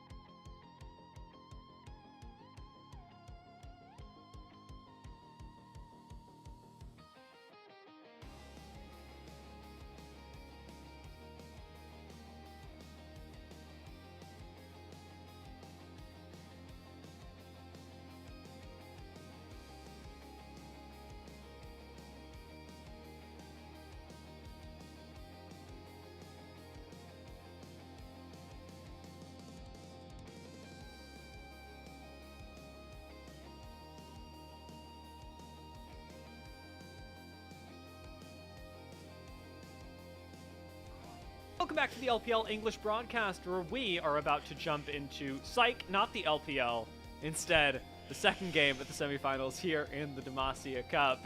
Yep. IG just went up against LNG, and IG, despite a shaky mid-game, dude, walked away the victor. Despite a very shaky mid-game, dear. Let's not colour words. This was a big throw from IG, and somehow they still came away with the win.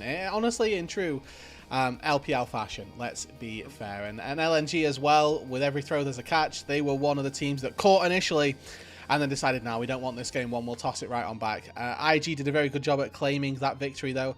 Defending their base underneath their Nexus turrets. If you missed it, definitely go check it out. Game number 1, definitely not one to be scoffed at, but it paints the picture for these two teams, dear, in that both of them can be very good, but equally there are instances where both of these teams do things that we go, that wasn't quite optimal, and they're going to have to try and correct those. Obviously, trying to win a Demacia Cup like that is not the best way to try and go about it. And I think that coming into this, you would ask quite people, probably LNG are the favourites. Well, IG took game 1, and they looked pretty good, consistent, or not consistently, but looked pretty good while doing it. And we'll see whether or not they can, maybe take game 2, maybe take game 3. I'll put it this way: when they looked good, they looked really good. Yeah, they did. And when they didn't look good, they really didn't look good. It was. It was a really bad situation, but I think that that's the beauty of these Demacia Cup outings, really, that these two teams have this opportunity to weed out some of the poorer performances before they go into actually the LPL, where these important games are, they matter. Yeah, and right now, Demacia Cup, at least in terms of these players, matters in a bit of a different way than the LPL, which of course is contributing towards your global standing in League of Legends and has really important impacts on your region. This sort of between season for the players on an individual level, and for maybe the roster's hopes. For LNG, it is all about how high you can peak during the regular season, and for IG, it's much more individual about these players as to whether they can hold on to their spots with so many stars centered around IG. Yeah, it almost feels a bit like they're split 2 team that were getting relegated at the end of split number 2, where some of these IG players know that they aren't going to be playing next split, so they're trying to give themselves as good a name as possible, so that other organizations look at them and go, oh, we might want to pick you up, we might want to play for you, or have you play for our team, and actually get some full LPL time. So we'll see, also obviously as we move into 2026, what that looks like for the IG squad and who ends up coming back in, who doesn't. I think that importantly, places to look at are those solo lanes for Invictus Gaming.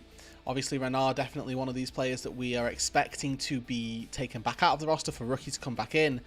But, they've got people like the Shy technically still on their roster, so maybe Sobro is a player who we would expect to be taken out, but I know that he's definitely been one of the stronger points of this IG squad, and I know that the Shy also mentioned taking a bit of a break, so we have got that sort of question that's up in the air, and we'll see whether or not IG can, send themselves first of all to the grand finals of the Demacia Cup for an opportunity to say that these players are actually really worthwhile. Yeah, I mean, their first game of this series already sort of a reversal of their first game in the quarterfinals up against Top Esports, as we mentioned with the whole Mountain Dragon, Infernal Dragon thing. Quarterfinals were a blast if you want to go check them out, and LNG's went to 5 games. There's a whole lot of tape on these teams that I was glad to see as well that was studied from both sides, especially when we came into game 1. You noticed it a lot in the draft, and one of the questions for me is, at what point, if at any point in this series, will we see Orianna actually go through? Because you had mentioned this as a weak point, specifically around Renard, and I can't help but wonder if Orianna does get through, whether if we're at the point in the semifinals where you pull the trigger anyway. Yeah, I mean, I think fortunately it's going to come when we see a Syndra ban, because there's kind of been I don't want to call it a focus, but there's definitely been this Syndra beats Orianna, which has been spewed, and it's probably true for since League of Legends existed and these two mid lane champions existed as well. That has been a thing that we can consider, because it's pretty much true, whatever. But the Syndra into Ori matchup is pretty favourable, and Renard loves the Syndra, so we might end up seeing it, we might not, and we need to make sure that we are conscious of the fact that actually, well, it's probably just going to be Syndra winning that matchup, and whether Renard can then use that early game as a strong suit moving into the mid game, because his early so far haven't looked great. Obviously, as he's moved into the late game, that's a completely different story. You know, speaking of especially like laning into later game counters, one of the questions that I had going into game 1 was around Sobero and around the Mordekaiser.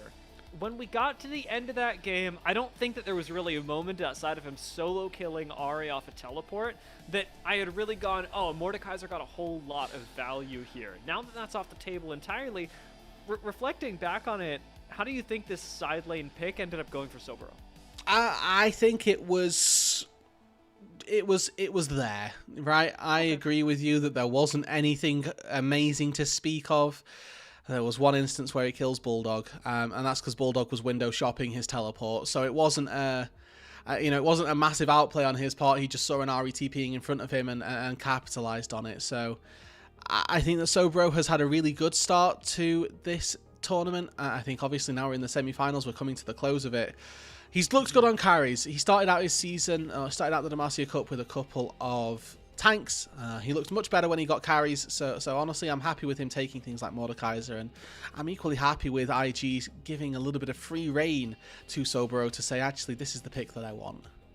Unfortunately, he won't be taking the Rumble this game, nor will Renard be taking the Orianna, as IG, operating from the same side, choose to ban that once again. Kiana, the insta-hover off of LNG, and I gotta be honest with you, the quick lock-in speaks for itself.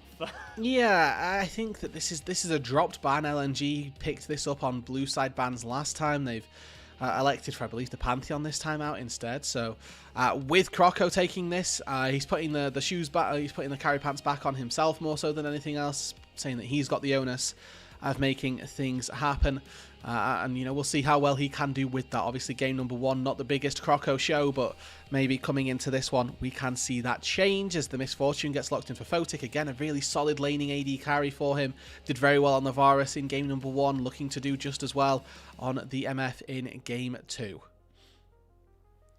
Thinking about it. I do like the fact that, once again, not only is Misfortune good for the lane, but she can operate at incredible effective range during team fights. That was so critical for Photic last game. And Renard does end up going for the Syndra here. Ooh, it's scary to go blind, and this is a little bit for why. Syndra notably has many counters. Not all of them meta, it's worth saying. Things like Echo like Syndra, or hate Syndra rather. If you're playing in solo queue and you see a Syndra, Echo, Fizz, really good picks to go for. But Akali, one of the ones that sort of fluctuates, can be really solid once you reach level 6. And obviously, we know that this is going to be a pick that will cause problems for immobile backliners as we get later on into this game. The Malphite, though, getting locked in, presumably for Wei. Now gives LNG a completely different problem, right? This is that immovable object type situation that LNG have got with the Cassante. Well, this is a mountain that IG have picked up for Wei. Neither of these teams have got good tank shred just yet, so those AD carries are going to have to try and be very solid at taking down tanks. For IG, they've already expended that bullet in their quiver. They've already got the Misfortune Syndra locked in as your 2 damage sources, neither of which are good at killing tanks, and LNG immediately went, okay, let's take Cassante. Yeah, I mean, Cassante is going to be pretty incredible if you can get somebody isolated with him, especially if you're managing to bully Photic with the Cassante. There is absolutely nothing that Photic can do. And right now, I mean, I am seeing a lot of at least combo one-shot ability out of IG. Whenever you see a Malphite, you start thinking wombo combo, but when you layer a bullet time over that, when you have the Syndra ultimate that can follow anyone, you've got a lot of insta-kill threat, and not a whole lot of folks on LNG that you can actually target with it yet. Yeah, and I will say that currently, the Akali Shroud is typically one of her go-to get-out-of-jail-free cards. Malphite ulti doesn't care about a Shroud, nor does Misfortune ulti. If those two connect, you can be invisible and still take all of the damage. That's not a problem. But for LNG here, I really thought that they'd try and focus out some more of those wombo combo style picks. Instead, they look to get rid of really strong top laners. So things like Alistair, things like Rel that can synergize really nicely with the Misfortune are actually free picking for Zhui here. I think the problem might be if they take something like that rel, they're then getting open up to get claimed by a Bard pick or something like that. So we'll see, because there are definitely answers to this bot lane for Invictus Gaming, and I think that Bard already this game has got really strong agency, given that there's 2 immobile backliners. The Alistair pick is really solid, as you said. I mean, I do wonder whether a Bard gets locked in. We saw the Renekton hover out of IG as well, and I can't help but have that looming over me as just a stat stick. You throw him in the top lane, and he walks at your top laner. Cassante may be good, but Renekton is going to run the side lane realistically. And LNG just decide that as good as that may be, they're just going to not interact with the bot lane. Ezreal gets locked in. Missing takes the Leona. He's going to abandon the Ezreal as soon as possible. And 1XN is going to be left to fend for himself. Again, we talked about the fact that tank shred is going to need to be important for both of these two teams. They've both completely ignored me. And that probably means that they're just going to start to ignore the tanks as well. You know, you see this so often with champions. I think Dr. Mundo the most synonymous with it, where he's, yes, incredibly tanky, but if you can ignore him, then great. And that's probably going to have to be the angle that both of these sides take. If it's possible to ignore a Cassante, if it's possible to ignore the Malphite, then great. If it's not, that's when we start to see problems beginning to arise. So for LNG, they've got this nice hybrid of, once again, where 1XN and Missing can stay in the back, maybe try and protect one another. But then they've got a triple dive, and honestly quadra dive, because Missing's going to go forward anyway on this Leona, but the Ezreal's just going to be left to his own devices. And IG, again, something a little bit different, something that's not completely fleshed out, but that they could still make work. Yeah, I mean, I will say, looking at the composition from LNG, thinking about what it does really well, there is a lot of global map pressure that you have with a Cassante, who even into a Renekton can be a relatively confident side lane holder, if not straight up winner. But then you've got things like the Akali as well that can side lane incredibly effectively. Ezreal, Leona should be relatively sufficient. Leona may be roaming around the map. Ezreal, again, very, very safe. I could see a world where LNG out macro IG compositionally, but after game one, is that really realistic?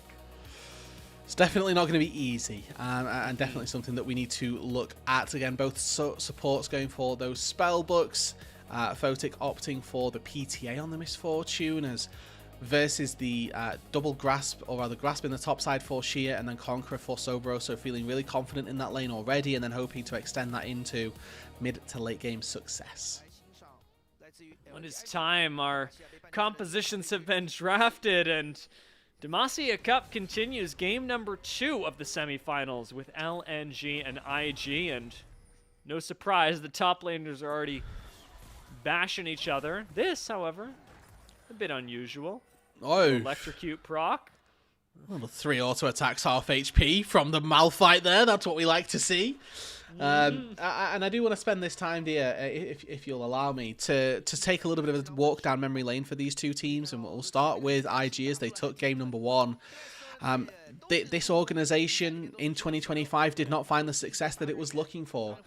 They built a super team, a roster that was supposed to take IG far in internationals, and the unfortunate reality was that they didn't find success in the LPL. They made it to Worlds only to be knocked out in the 4th place qualifier match to T1, and that is an unsuccessful 2025 for IG. They obviously spent a lot of money on that roster and are going to need to try to recuperate a little bit on what is effectively lost earnings, and you know, doing that with a slightly cheaper roster with Photic and Jway being picked up. If they can start finding success as early as Demacia Cup, that's going to be a very good look for this organization, which is looking to bounce back.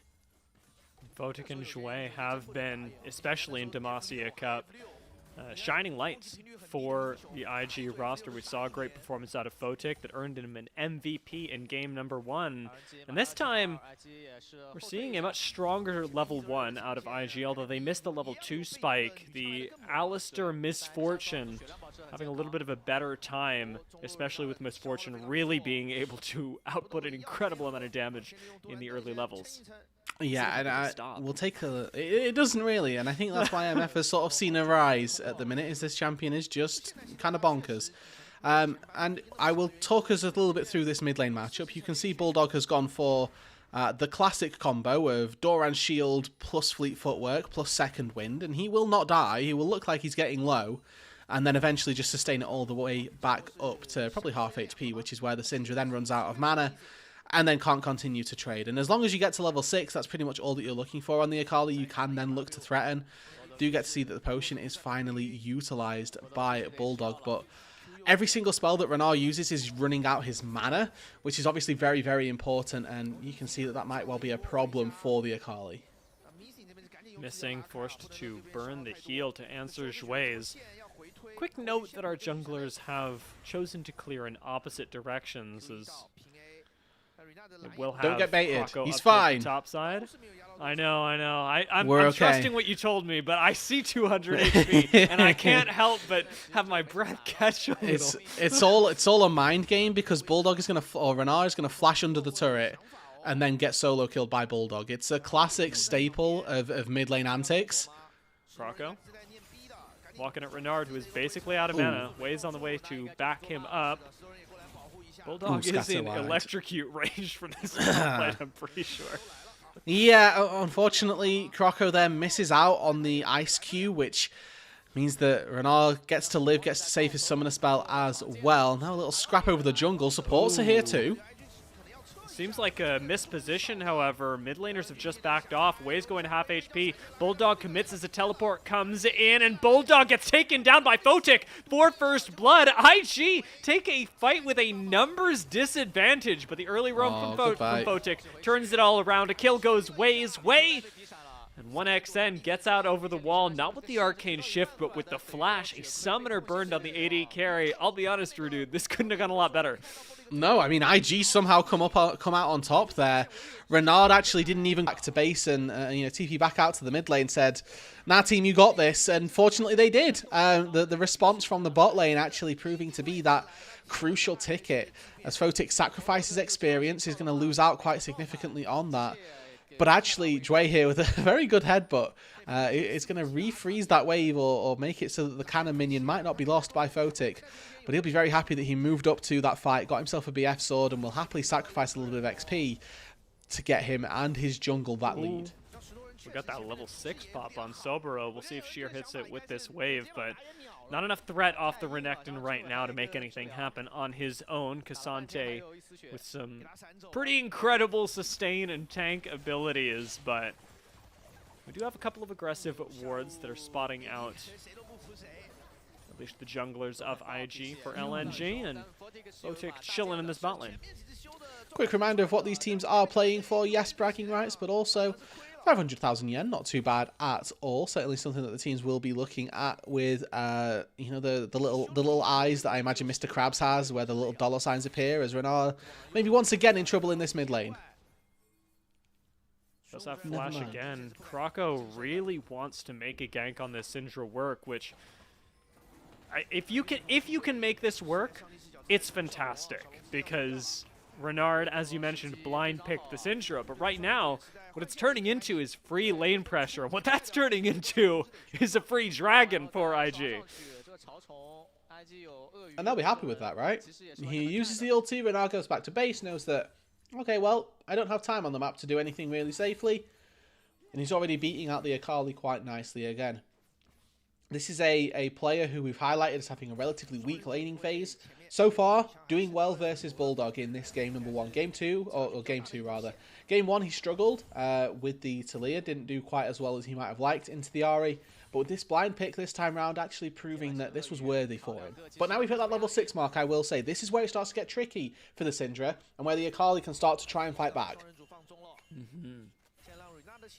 Syndra sent to the side lane once again, but it's Bulldog that's going to be going into the mid lane up against Photic and Zhui, who have just rotated there. We've reached the stage in the game where the bot laners are no longer in the bot lane, necessarily. They can go anywhere, and LNG seem perfectly comfortable sticking with relatively traditional lane assignments, just hitting the bot top swap. Yeah, and I think that for the Syndra, this is this is not the swap I would have gone for. Where IG putting the Syndra in a long lane definitely going to cost her or make her a little bit more susceptible to falling to the Akali. But fortunately enough, LNG haven't yet matched that, and trying to find a time for that match to happen, not going to be easy. And I mean, Sobro at this stage in the game, he's level 7 versus 2 level 5 characters. He's feeling very confident on that top side that with Dominus he might even be able to 1 versus 2. Don't know that he's going to try and flex that. That's one of the things that you probably do in scrims and see, well, can I beat these two? Maybe, maybe not. However, on a stage game, maybe not worth the flip. We're definitely seeing the lane assignment advantage go the way of IG, though. With the amount of priority that they have with the Misfortune Alistar, and the amount of presence that Soboro has had. There's a plate picked up in the mid lane, no answer up top, and IG, with all of that pressure, are going to turn it into even more objectives. Going for the grubs now. Photic's already here. No answering AD carry in the form of 1xN to join, but Bulldog's on the way. You got to play this very carefully. Stun going to land onto Photic. Oh, he's goodbye, half HP, Photic. and he is deleted. Grocko picks him up instantly with the supreme display of talent. 1xN has now arrived with Soboro on the front lines. We got a lot of tanks. A decent amount of damage. Soboro flashes forward, gets the heal. He turns it around, and IG clutch this fight back after losing their AD carry. They got all 3 Void Grubs and all 3 kills. Plated steel caps Renekton, baby. That's what we're all about. That was so incredibly crazy. He just tanks up so many autos. And then, just on the brink of death, finds the mammoth heal to keep himself alive. But this does bring me to one of the points for these organizations and for these compositions in particular. Whoever engages first, you would think, will come out on top. They took out the AD carry of IG without a second thought. But then, we've spoken about this in the draft, can you ignore the front line? And unfortunately, a triple Q from Soboro to give him all of that healing is not something that LNG can ignore. Shui finds the stun, he gets out to safety. And, you know, for LNG, it looks really good to start off with. And honestly, if they'd have killed Soboro there, they'd probably win that fight. But the heal coming through was just a little too much. Yeah, and the Renekton Q cooldown doing just enough there to keep IG with a really good spot in this game. Missing played that so perfectly as well. Like, it hurts as to watch a support play that so well. They help pick off the AD carry first. Photic does no damage, and at every available point, Soboro is stunned. He's even stunned going down to like 1 HP, and it just doesn't matter. Missing for all the CC that he was able to put out. The stat stick Renekton did his job and turned that around. And again, right, we look at this IG composition, and I would like to once again emphasize that they probably this time have a little bit of a better time of things as things move later into the game. They do have a traditionally very mid-game composition, but I do really like a Misfortune now as we move later on, just with the wombo combo that they've got. Between Alistar, Malphite, and the Misfortune, you can never really count out this composition. But we took a little bit of a trip down memory lane for IG. I'd like to do the same for LNG as they find themselves now down 1 game in the series, down 3,500 gold in game number 2. This is an organisation that found themselves at Worlds not 2 years ago. And now, after 2025, they had a really rough time of things. Hold on. Nice all out and perfectly lined up into the rest of LNG. Well, I'm just going to carry on. That was clinical. That was really easy. But for LNG, they obviously found themselves with a 2025 to forget, lurking around Nirvana and not particularly having a great run of things. Now Bulldog should be fine on this bot side as he pops into the Shroud, and Renard not going to be able to find the lethal damage. But they're looking to make this 2026 far better than 2025, return to that previous level that they found back in 24, where they made it all the way to the World's stage. After a disappointing 2025, this is their roster that they're looking to do it with as well. We've talked about IG being a mismatch of players that are probably going to get either subbed out or that we're not expecting as great things from. For LNG, this is the barn burner. This is the full squad that they are looking to take throughout the year. And we'll see whether or not a Demacia Cup win is their starting journey through this year. Demacia Cup Semifinals certainly seems to be looming in their future. Remember, Missing has no flash as he burned it getting Reticent Vision earlier. But he seems to be doing just fine getting out. The headbutt pulverized combo into the ult from Photic. does mean that Photic doesn't have a whole lot of damage to deal with. Bulldog, who's on top of him right now. Oh, he lives! Flash over the wall, saves Photic! And IG win yet another full team fight, this time not even losing the AD carry. Yeah, Photic there finding his way out to safety. Really good timing on his flash, waiting for every single dash that Akali has to offer before actually expending that summoner spell. And Bulldog down, you know, he's 0-2 at the start of that play, finds himself 0-3 now. Really not in the best position this time out. He's going to struggle. And I think that the Akali not quite having the impact that it was hoping to. This is honestly a pretty slow pace of engagement. As Missing drags everyone from IG all the way into the jungle. Yeah, I mean, we're thinking here, this is probably a bit of an overcommit almost from IG. We've used bullet time on a Leona. Akali's found access to the backline, but Akali's R2 is an execute. It does damage based on missing health. And instead of using the Shuriken flip first to try and get a little bit more damage down, overall making your net damage higher, uses R2 and then the Shuriken to go back in. It's a miscalculation. It doesn't quite... it doesn't really work, and it doesn't do the damage that it needs to. And unfortunately for IG, or rather fortunately for IG, Photic's able to limp out to safety. He's now got a 5k gold lead overall across the team, so they're all going to be really happy with that. You know, it's funny, it's one of those micro interactions that 99% of the time, when you hear something like that mentioned, you go, but would that really have changed anything? And you look at it here, and it absolutely would have. Photic's HP was so incredibly low, and now Bulldog is relegated back to what he's been doing all game, just getting shoved under tower, getting bullied. And until Akali hits some serious item break points, that's not really going to change. No. You know, we talk about League of Legends as this game of inches, this game of fractions, and that is the real example for why. So we'll hope that can change, and you know, looking forward as LNG look to improve their standing in this series. I mean, they're looking like they're going to go down 0-2, as this game is not looking bright for them. Again, IG 2 dragons to the good. Rift Herald spawning in 10 seconds on that top side. You can see Way on the minimap looking up towards, trying to take that very easily. And Photic with the BT in his back pocket is going to be able to sustain the poke of this Ezreal with no real problem. And IG, not just on an individual level, but on a team level, are really looking good and improved over the course of Demacia Cup. The time that they've spent together, in no way wasted. Bulldog is going to engage onto Renard here. Croco's there for backup. Renard walks it out and is actually going to teleport to safety, making sure that Croco can't finish off the kill. Okay, that's smart. I like that there. You know, you're just keeping yourself alive almost. You're definitely going to get dove under that turret, but you take the Herald on the top side, expends your mid lane teleport, and now you're going to look to try and put it down in the mid lane. Tier 1 will fall. And it's going to be a trade. Come on. There we go. Bulldog did make it work, finally. And Tier 1 in the mid lane falls as a trade. So I think IG, again, very happy with this. I like the heads-up idea from LNG. They just weren't quite able to make it stick, and IG subduing them almost really well in this game.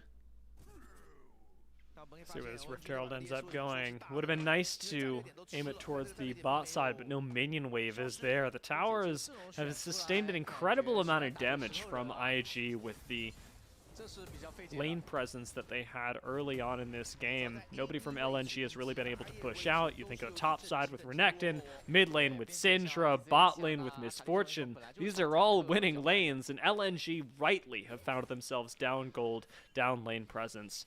What does this look like going into the next few minutes for LNG to pull this back a la almost game 1?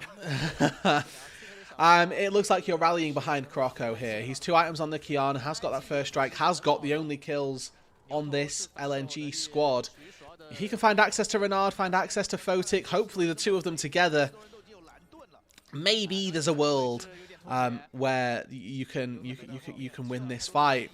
But I'm looking at the damage profile of LNG as well. They are triple AD with an Akali for magic damage, which is great. If you're the only magic damage on a team, usually you are loving life. But I'm looking at Way's build path, and I'm trying to count his MR points. He doesn't need to build any. He's built Merc Treads, which is maybe a little bit of Leona damage, or more so for the Leona CC than anything else. If Akali's focusing Malphite, she's focusing the wrong target. So he gets to build full armor this game. 1xN can't get through a Malphite in any swift time whatsoever. So H gets to walk up T-pose on them and hope for the best. On the Giga flank, instant solar flare comes down, and again we are trying to keep somebody from playing the game. This time it's Renard, all out onto Renard, does shut him down. The answering bullet time does do quite a bit of damage, but it doesn't seem to be enough as Photic completely unscared does still fall to the Cassante. Yeah. Missing gets chased down though, and the bullet time really turning things around for IG, who got engaged on, who lost both their carries, and still won the fight and take the dragon. Hey man, you know, if I'm LNG, that's not bad, right? Like we can take some sort of credence and grace in the fact that we didn't completely get stomped. Good scatter from Renard actually stops the owner from getting in, and they just put all of their eggs into the Syndra basket, who's actually still able to do a sizable amount of damage before the game, or before the fight actually ends for her. Photic plays this fight out about as well as he can until the very end, where he does end up going down. A little bit of peel from Jway means that he's able to stay alive, and then Photic just gets hit with a Q auto at the end for 400 damage, which is going to happen when you're against Cassante. You can't dodge all the Qs. Unfortunately enough, the Thorn Mail in his inventory has prevented some of that healing from the BT that Photic would have loved to stay alive in that fight with, but overall, IG come out vastly on top. They're now once again at Soul Point, and we talk about the ability to kill tanks, right? How easy is it for LNG to actually get through the front line? Sobro and Wei have not really found themselves under any threat in this game. With a Mountain Soul in the back pocket, dear, I don't think that's going to change. I do want to take a moment, because even in the pre-game, we talked about Renard's team fighting, and I've really liked the way that he team fights through at least the quarters and now semis. I appreciate the way that that last team fight went as well. Renard did a great job of going, you know what, Cassante is on top of me. I'm dead. Let's take out Bulldog because everyone else is on top of him. And Sobro really leading the charge on the CC chain, where Renard, unfortunately, not in a team fight this time. Let's get the redemption. Yeah. Okay, good. If that had failed for LNG, that would have been very disastrous. And with 5 seconds on the Atacon, wouldn't be surprised to see them try and rip this. Is Photic going to get stopped the recall? No. Make It Rain goes wide. Bulldog actually sticks around, which very surprised by. But it's a 4v5. Maybe they want it. Bullet time's available. Photic's just waiting in the back line for the perfect time to pop it. In comes Sheer. Shway's ready, but Sobro on the flank is going to be massive. Dominus has already been popped. They are committing to Photic in the back line, and Photic goes down. Sobro's searching for some purpose here. Is finally going to commit out to Kroko, who goes invisible, still getting taken down by the Malphite. In comes the teleport from the recently deceased Renard, as he almost gets deceased again. It's a triple kill for Wei. Triple for Wei is wild. No Otacon, but I think we're winning, Ridden. I think IG are happy with that. The Malphite was getting DPS the entire time. He just stood there rock solid, absolutely chilling. And you know, 9-0 and 6. Yeah, he's got 100% kill participation.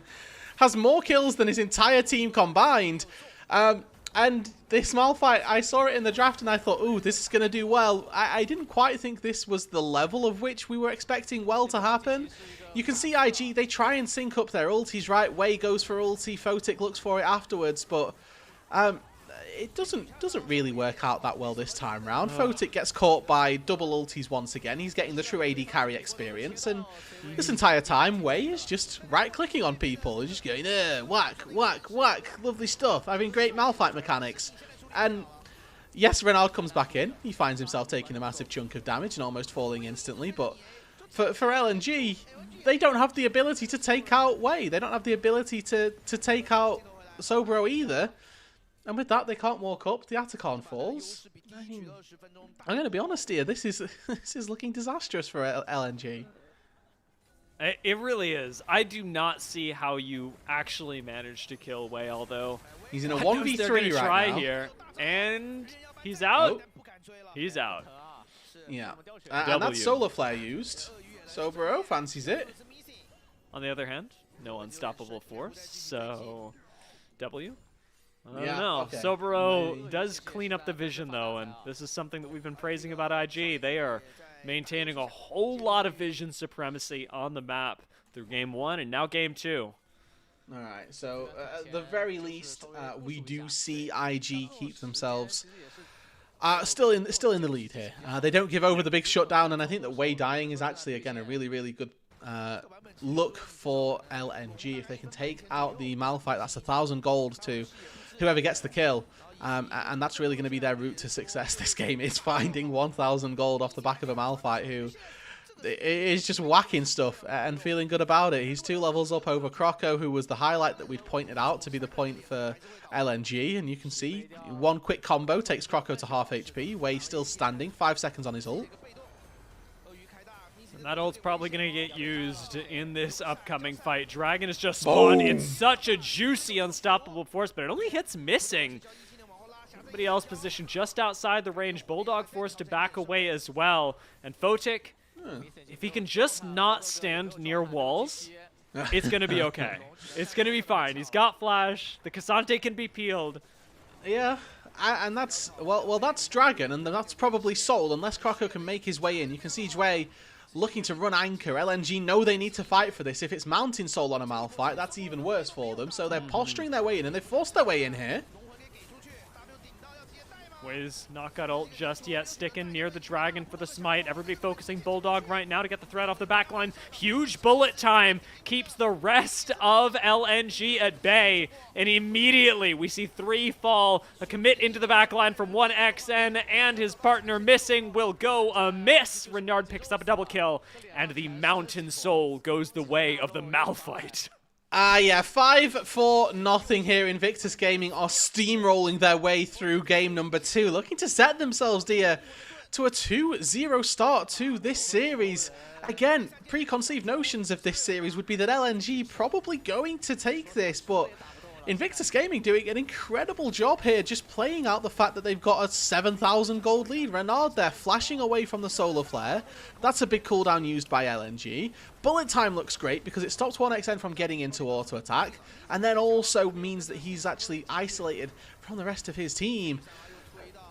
As they all go forth, and, you know, Arcane shift into the backline, really, just to make sure that he comes out of the grain screen that little bit sooner. IG, what, 10k, 11k gold lead right now. Atacon plus Soul. What is there not to love? So sometimes you got to Arcane shift on him, you know? Sometimes you got to shift on him, man. What are we going to say? I mean, this was a really clean fight from IG, and it's only going to get cleaner, it seems, as they've become that much harder to kill. But I want to praise Photic's positioning. Photic and Renard both staying away from the wall, which is really crucial. This time, not so much in avoiding the supreme display of talent, but Bulldog, who was looking for the assassination, he's focused, he's locked in, and if the Akali can get going significantly later in this game, I could see a world where it goes well. But at the very least, we're seeing Bulldog play to the win conditions of LNG, and we'll see how far that can take them, as this looks like a game that IG won't let go that much longer. Yeah, I mean, it's a very big if, and I think that at this stage, IG just rip the Baron whenever. Wei can tank it eternally. Photic probably can as well with the B team in his back pocket, so it's pretty trivial to try and take this. Renard, you can see, trying to posture with Jway to try and make sure that nobody can get in. They've spotted it, 6k, and Sobro's just killed Sheer on the side lane. That's a Baron. Yeah. That's honestly Could whatever be you want. Jway's going to go for the engage on missing. Solar Flare keeps the backline far away. Lets Leona live, but Sobro does not feel that way about Croco. Flash on the Kiana. No jungler. No top laner. No Solar Flare. We're taking the Baron, and God knows what else. Yeah, maybe Missing's life. Can he get out? Oh, buffer and Ecton W. Never mind. He's fine. Sobro finds the kill. The Baron falls for Invictus Gaming, and this is a case of dot those I's, cross those T's. IG have got Soul, they've got Baron, they've got Atacon, they have literally everything they could ever need. And hopefully with that they can take this game to its logical end here, which is an IG 2-0, and putting them on series point and just one game away from a spot in the Demacia Cup finals. Again, dear, this is an organization that is looking to rally behind a slightly suboptimal and you know, disappointing 2025. Maybe during 26 there'll be something different. Sobro caught on a recall here. Might win this. Hitting the fist bump too. He I'm might waiting kill. for the Alistair to come over. Huge shield on Sobro. I was not a believer, Rudude. You have turned me into one. Almost gets the kill on Bulldog. No Akali for this fight. Sobro is still alive. Gets another heal. And Renard just helps delete the Cassante. You know it's bad when Misfortune is chasing down Kiana, when everyone is chasing down Kiana. But it's become a bit of a for-fun game for IG right now, as they've got a 13,000 gold lead last I checked. Making about 12,000 right now, and plenty of space, time, gold to end this game and move themselves up to match point. Inhibitor going to be the focus right now, but IG should be moving on to game 3. Yeah, they've got Baron at their backs here. This is just going to be a maybe a bit of a painful one, but should end the game anyway. Not caring about the Shroud. Bulldog does get taken down. IG pad the stats with a little bit of damage. Photic no bullet time just yet, but insta-cleanse on the Solar Flare is just going to keep outputting damage. Slamming an Ezreal. 1xN going to fall. Missing will go down. The Nexus mercifully falls before Sheer, and IG move up 2-0 against LNG. It's an absolute stomp. 18,000 gold lead. IG just absolutely slaughtered LNG that time out. It came from a couple of fights, and this is one of those games where it's really easy to forget about where that lead came from. I want to harken everybody's mind back to the first fight around those grubs where Sobro got a triple Q to heal himself up. And I genuinely think if that fight had have gone a different way, if Sobro dies there, there's a very real possibility this entire game is just completely different. The outlook of this is just an entirely different thing. But that's not what happened. Sobro got the heal, Sobro lived, and then the game from there was won, almost. Yeah, it really did just snowball completely out of control. There were so many tools that IG had at that point, and then moving onwards, they hit these incredible mid-game spikes. We talked about how this was a composition that doesn't really get shut down by anything but some team fighting, perhaps later on with the amount of lane dominance that Misfortune, Syndra, and Renekton have, and they took that lane dominance and they dominated the whole game. Yeah, I was just looking at the damage there. Photic did 200 damage more than Wei on the Misfortune versus Malphite matchup. Again, not a criticism of Photic. He was the focus of literally everybody on LNG for the most part. And this fight here, I think, is the real indicator for how this game went. Just sadness for LNG time and time again. We'll take a look at Sobro's HP once more to showcase to you that if he falls here, the fight is probably won. But as soon as this heal comes through, yeah, gotta be double-digit, if not single-digit HP. Plus 100 health. And, yeah, 1xN. Great stuff. You just hate to see it, really, if you're an AD carry. I mean, it's really tough. I talked about missing that fight as well. You'd be losing your mind just to know that, unfortunately, with as much work as Missing did, setting up really nice solar flares, finding good engages, that it realistically wasn't enough, and we saw so many fights like this one where it almost was. LNG had such a great start to this engagement, but Bulldog gets blown up, Sheer trades, and while all that's happening, you've got a full Renekton and 9-6 Malphite in your backline. LNG had nothing to cut through the whole front line of IG at the end of this, and IG's backline, we're not slouching. No, and again, one of the crucial talking points for IG has been that bot lane. Photic this time around didn't get an opportunity to play the game too much, I'll be honest. But the other talking point that we were really highlighting was actually that top side and was Sobro, and I'm really glad we get to see this. I didn't mince my words specifically, dear. The Renekton may well have won this had LNG not ran to the hills like they kind of had to. But he was one of the biggest parts of this IG game this time out. The most damage in the game of anybody, and again consistently playing on the very edge of what his champion is capable of. The Renekton came in clutch in so many different fights, and not just starting off the fight that ended the game, but in terms of making that lead through the early stages from that Q that healed him up. Yeah, I think he's got a really strong argument for MVP here, but it's going to go to Wei, who Yeah. understandably on Malphite was unkilled, immortal, untouchable. And honestly, he's chilled. He really deserves it as well. He, again, for the most part of this game, 100% kill participation, shut Croco down, was constantly winning out on team fights. Everything that Wei did this time around was solid. Yeah, this was, I would say, even following game one, another great performance out of Wei, in the right place at the right time, with some critical ultimates when it mattered most to keep the rest of his team alive, and in a winning position.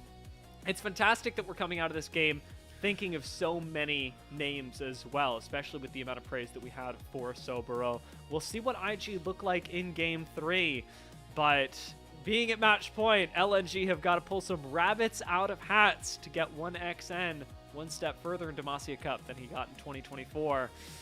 It's spooky times, and we'll find out what waits for LNG and all of us on the other side of this break.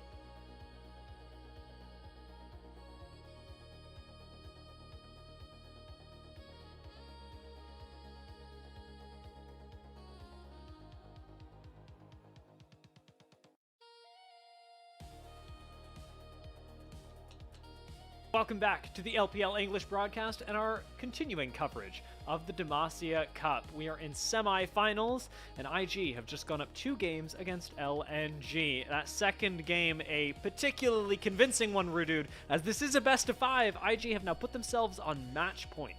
Yeah, they find themselves with just 1 game needed to send themselves to the grand finals of Demacia Cup. A feat that I don't think anybody would have expected this IG roster to take, especially looking up at some of the other rosters that came into this tournament. Picking this group of 5 people to make it to the finals would have not been on really anybody's bingo card, yet here we are, right?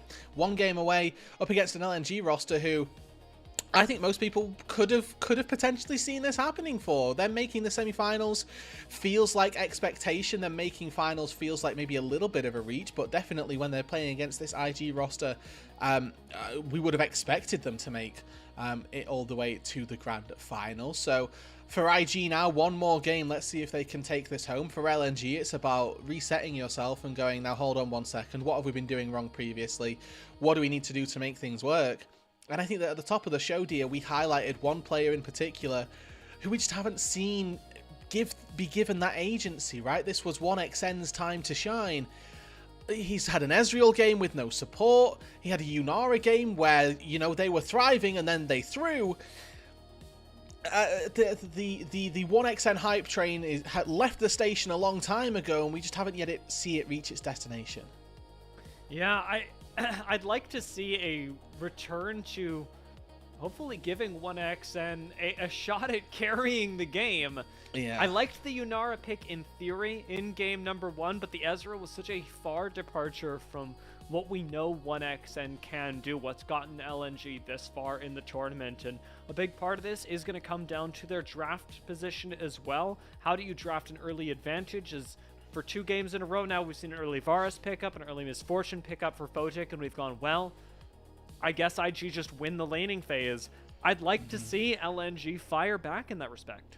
And they've been kind of happy to sort of offset a lot of their picks and not really have any early game agency, right? They blind picked the Cassante, which then got countered by Renekton. They took an Akali with a losing lane into the Syndra. And like you say, they're constantly giving up these high profile AD carries to that bot side. And I would like to acknowledge that Corki still exists as these bot laners. I'm not acknowledging the comment at the bottom of the screen. But the Corki still exists if we're talking about the powerful AD carries that can still be taken into that bot side. Corki just speaks to me as one of those picks that LNG need to think about. Let's see if it speaks to LNG, and at least in the bans, if it speaks to IG. Right now, we are sticking with the tried and true. Rumble Jace have not touched the Rift this series, and that'll be continuing. This time, however, we are swapping Nico! Ban. Whoa! Okay. Where's Nico? So no LeBlanc, but like you said... Are we banning Ori? Are we banning Nico? IG, dealer's choice here. Which one are you getting rid of? They've thrown a massive spanner into the works with this 3rd LeBlanc ban. Suggests that they might want something for the mid lane. We'll leave both of them open. So what do you want, Ori or Nico? If we do that, we're just trading them, surely. And give me Nico. Give me Nico. Please, missing. This is your time to shine. Give me Nico. I really wouldn't want to give Nico to Jouet either. No. Jouet's been playing very, very well. At the same time, Bulldog likely itching to get his hands on the Orianna that would bring a lot of focus to him. He had a great game in our first one, but just couldn't quite clutch up on the Ahri. Yes. Orianna would provide him some nice closure, but I think they're giving you I want to harken back to one of the graphics we flew at the top of the show. Renard has not played Orianna yet this series, or yet this tournament. This is his first Orianna game, unproven on this pick so far. So maybe this is an opportunity for LNG to try and exploit the Orianna. Again, this is a champion that is immobile in the mid lane. It has a lot more answers than a Nico, who is always going to find and engage. Yes, you can try and bully her early, but it's never going to be the case that she's completely removed from contention in terms of those engages. I think for me, Nico, just that slightly highly prized pick. And I'm really happy to see that LNG took this for themselves. Now, obviously, IG get a really good response. They get the Orianna, and they get this Kai'Sa as well. This is already the makings of a very good dive composition. Give the ball to any single carry that can go forward. Any jungler, any top laner. You create access to the backline for your diver, for your Kai'Sa as well. On the other end, we've got the Zahen picked up. LNG getting a lot of power in like early into this game. I did not love the Jhin hover for hover for 1xN, but the Corki that you talked about in the pregame does feel a lot more natural for LNG. Yeah, it's really good versus Ori. The expectation here for IG is that they will take something like a Jarvan, like a Nocturne, something that preys on those immobile carries in the backline. And I really like that 1xN has given himself something with a little bit of mobility here. The fact that you can Valkyrie out over those Cataclysm walls, the fact that you can Valkyrie hopefully out of a fear from a Nocturne will put 1xN in really good stead, and hopefully mean that that ball is a little bit more difficult for Renard, to navigate in these team fights. Obviously for IG now, they've got to try and pick up their top side. They see the Zahen already locked in for Sheer on that top side. This is again an instance where LNG have blind picked their top lane. Let's see if Sobro has another answer. The Jack's very frequently one of those picks that we see get picked up into the Zahen, so maybe that's a look that LNG can try and take away. Yeah, very potent ban that it seems like they are considering as well. You'd like to shut down the side lane option for Soboro. It's something that he's done 2 games in a row now. First game on Mordekaiser, second game on Renekton. Soboro has just been an unrelenting source of pressure for IG, and you'd really like to give Sheer the edge in that matchup so that you can actually try and play cross-map as LNG with some sort of advantage. Nocturne banned away by IG here, which does confuse me a little bit. Would have been one of the picks I was expecting them to consider. Nevertheless, they opt to take it out of contention. And I really like this if they're looking for a true dive composition. You know, you're trying to get rid of that turning out of the lights. If you engage and Nocturne turns the lights out, your Kai'Sa can't get access to that backline. So it's really good to remove that from contention. There's that Jarvan we were talking about. I don't like it as much when we see Corki, because Corki just gets hit by the Cataclysm and Valkyrie's out, but maybe you can bait that out early. And there are a lot of mid lane picks that you can still offer that have that mobility and that can actually get out of Jarvan ulti, which, you know, not the greatest thing in the world. Aurora's a good hover. I don't mind Galio either, but I think that's going to be a bit more of a defensive tool more than the offensive one, as we don't yet see the LNG jungler. Yeah, the Galio just providing a great answer to any sort of pile-in composition from IG, but it is exactly what we've been calling for. Now that you've picked up Galio, you are shifting so much attention, focus on carrying the game down to 1xN, because Bulldog's job is going to be keeping 1xN alive. Ooh, and Vi gets taken here as well. One of the picks I don't particularly like into Kai'Sa as we reach the super late game here, because Kai'Sa can build Zhonya as one of the few AD carries alongside Xayah that can actually navigate a Vi ultimate with relative success. So we'll see if this can be utilized by LNG. I do think that for the most part here, this is going to be fine for LNG until, like we say, Kai'Sa hits 4 items and that Zhonya gets picked up. It's still very easy to prey on this pick. And we'll see whether or not that is possible for LNG. Obviously, they need to here. Game number 3, they're down 0-2. They need this comp to work, and they've gone full dive, full aggression to try and make it work. How are we feeling about the Aatrox last pick as an answer to Zahen? This seems like Sobro wants to continue playing the side lane with extreme prejudice. Yeah, my expectation is that you're going to see a lot of scrapping early on. We could very well expect to see these two top laners have a bit of a fist fight in the early stages of this game, but I don't think that it gives an advantage particularly either side. I would give Sobro the credit of knowing what he's doing, just because he's done really well so far this entire tournament and so far this entire series. So again, with having counter pick, he's going to know that matchup that little bit better than we might have expected, and maybe have the way to success in this 3rd game as well. It would have to be the thing that clutches it for LNG to have this Vi, Galio, Corki composition work out. I'd love to see Sheer step up as well. Well, I do think that compositionally, this is a This is a game where LNG should be focusing on making sure that 1xN succeeds on Corki. There's also a big argument to be made for Zehen popping off in this game and providing a lot of space to the backline, something that would really bring Sheer into the spotlight that he hasn't really gotten in the semifinals. No, and I think that honestly, Sheer has been, like we said, one of the weaker points, honestly, for LNG through this series. It's definitely a bone of contention as Sobro, you know, coming in from LCKCL. Definitely one of the players we were intrigued to see how they performed. Has done very well so far this tournament. This could be the final game of these semis as LNG and IG face up against each other once again. LNG with one more prayer. Let's see how they do back on the Rift.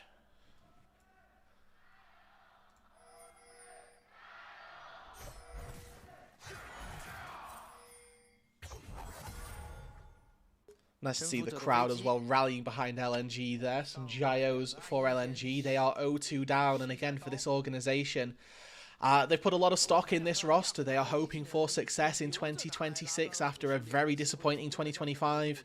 Following on from 24, where they looked so good and they managed to really do well through the LPL, making that glorious run all the way into the Worlds Tournament. We'll see whether or not they can return to some of that former glory here. They're going to need to pull a rabbit out of the hat here, dear. They're down 0-2 and they find themselves in a really tricky spot as they move into game number 3, staring down an 0-2.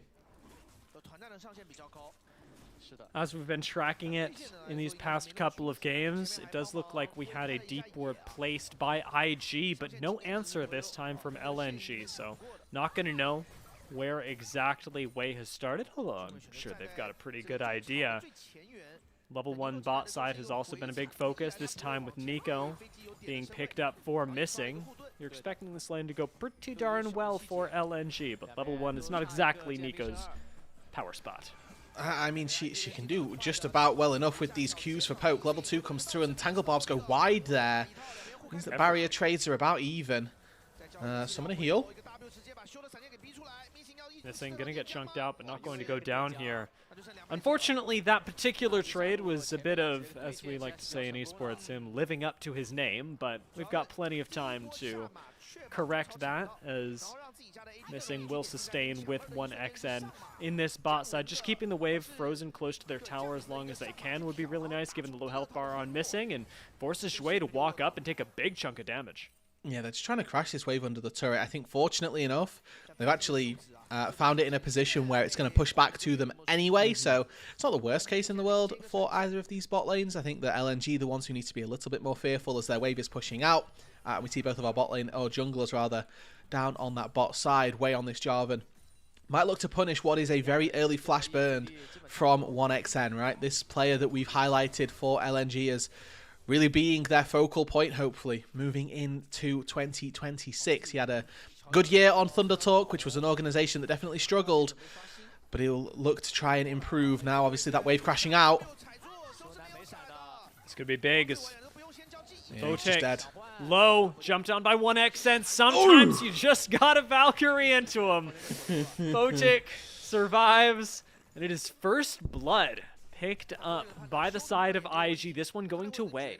Yeah, and you might think, why on earth has he just Valkyried in there? Surely he can Valkyrie out to safety, but I think as soon as that EQ connects from the Jarvan, right, you can see that both Wei and 1xN are playing this game of chicken. Whoever throws their spells out first, the other can use to dodge or counter it.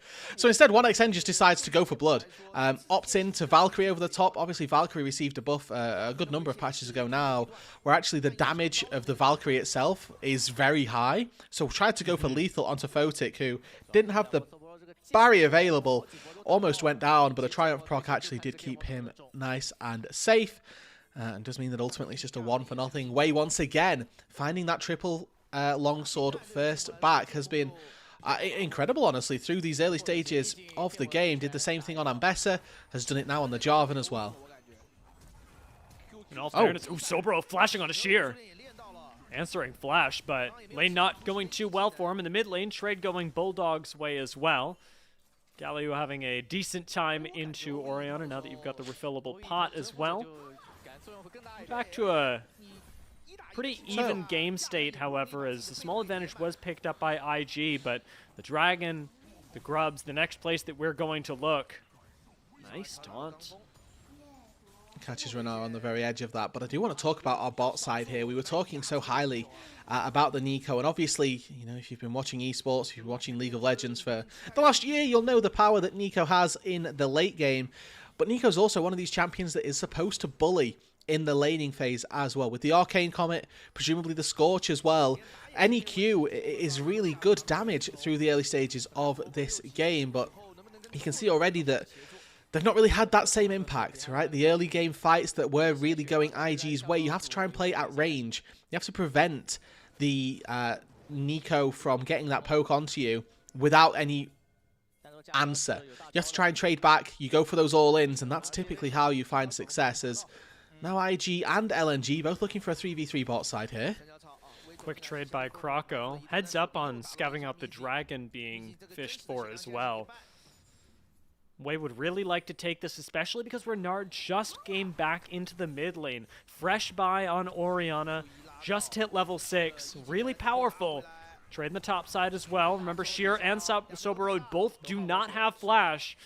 Sheer will take his time farming up this wave now that we've traded ultimates, but both missing flash, both missing teleport. These top laners will be excluded from any objective fight towards the bot side that seems to be continuing. Croco looks for the fight on Wei. Renard trying to get out to the mid lane to assist as Wei goes to be engaged on 1xN. Photic's focusing this down. Flashing away is 1xN. Wei hunting for this kill as Wei's getting run down on the other side. Recommits for the CC onto Croco as missing turns things around. 1 for 1, but it is absolutely IG who are coming out on top, missing low, and once again trying to disengage. IG have 1 kill and a lot of pressure around this Dragon should they wish to take it. Yeah, I think it's a bit risky to try and go for it just like this. You've just burned a lot of cooldowns, and really I think that IG are going to be looking to try and get those ultis on line. Wei level 5, Wei very close actually with that Crab Dings level 6, and if you'd have had that in that fight, it would have been a complete wipe. But it's another death onto 1xN. It's another death for the LNG superstar that we're really hoping to see start to pop off in this game. And, you know, the answer to the Kaiser is this really powerful early game pick, as now Photic has no flash. 1xN not quite able to finish things off as the barrier comes through, and 1xN with Shui also follows. No flash gets flashed on. Could still go down here as the Rel one auto away from finishing him off, and Shui shuts down the AD carry. Photic comes back to finish off the wave and shove this into tower. It is all coming up IG. And for 1xN there, that's unfortunately one of those blunders that, you know, we can't really excuse. It's just looking for a play. Sobro topside. Is he dead? No, Sheer. He stopped to auto. Oh! He has the passive. He's fine. I'm sorry. It's all good. It's all good. Sobro would have liked to have Wei on the way back, but I think sticking around here even still pretty risky. We've got Croco up on the top side, doing some grubs. Missings come up to join, and we've got Bulldog heading back down to the mid lane. Sure that the grubs have been taken down. Dragon's still available. That fight stalled out earlier, and it could be where IG look to next. Okay, looking at this game objectively, let's think about how the compositions play out later on. We highlighted for IG, they've got this very good dive setup with Jarvan, Orianna, and then a Kai'Sa going into the backline. LNG, they have the same thing. It's that similar story that we had in game number 2, where whoever engages first, you presume is going to be able to come out on top. But this time for LNG, they've got the added layer of a Galio there, which is such a good protection in terms of preventing that engage. If you try to fight 1xN missing, you know, any of these carries in the backline, you're going to have Galio ulti to protect, and I think that that is something that LNG need to lean on really heavily, in that they can both engage and disengage. Let's try and play as this 5-man unit, or maybe 4-man unit, and let the top laners do their thing, and from there, we can hope to see some good stuff for LNG. We'd like to see this series go a little bit longer. LNG are an organisation that definitely are hoping to bounce back from a very bad 2025, and if they can find themselves in the finals of the Demacia Cup, that'd be a great way to go about it. But they've got 2 games to try and claw back, and then a game 5 to win after. Now, with the Demacia Cup being a regional favorite, something that we always return back to at the end of every year, it is a way of, even outside of the LPL, immortalizing yourself in the region. If you're able to reach the finals and better yet win it, you become a part of the region's history, and that's something that both these teams are looking for. IG so close to making it, but LNG setting up a trap for Sobero on the top side. Shear's going to flash right onto this. Sobero does get dragged back, commits the flash early, and at this point, Rocco committing under tower could very well be a mistake. He's going to be pulled back in. Sobero tries to turn this around, and he does. LNG get a little too thirsty for Sobero. Yeah, I mean, Shia knew that the second the ulti went down. I'd like to think that Croco knew that the second the ulti went down, and he was just a little too far away. Sobero turning that play around really nicely, pulls the Vi under the turret, and in terms of a first cease and desist for Croco, that's one that he'll want to forget. Finds himself without really making any headway in the top lane, and honestly making the game a little bit more difficult than anything else. Bulldog moved his way up, and you can see the second he pans back away is when Croco's ulti connects, and then by the time Bulldog's back in range to ulti, the Vi's already dead. And now we're ulting again on the top side. This time it's onto Missing, who, to his credit, does find a nice Pop Blossom, locking everybody up and stuffing the engage of IG. Still connects on the health bar, but it keeps 1xN safe, and that's what matters most of all. Yeah, I mean, for the first time, 1xN actually not dying to the gank there in this game, as he finds himself 0-3. He's not had the best start to this match, and again, he's the player that LNG probably want to rally behind as we, look at the remainder of this series, however long that may be. On the flip side of things, though, IG very happy with the way this game is going. 700 gold lead for Photic. He's got that Cull working as well, going towards that Kraken Slayer, so not particularly strong right now, but we know that in about 10 minutes' time, going to probably be about as online as a Kai'Sa can get. That 2-item spike with the Q and E evolution definitely feel very good. 1xN's got a fight of his own this game, this series. Remember that in 2024, Semifinals was the furthest he made it.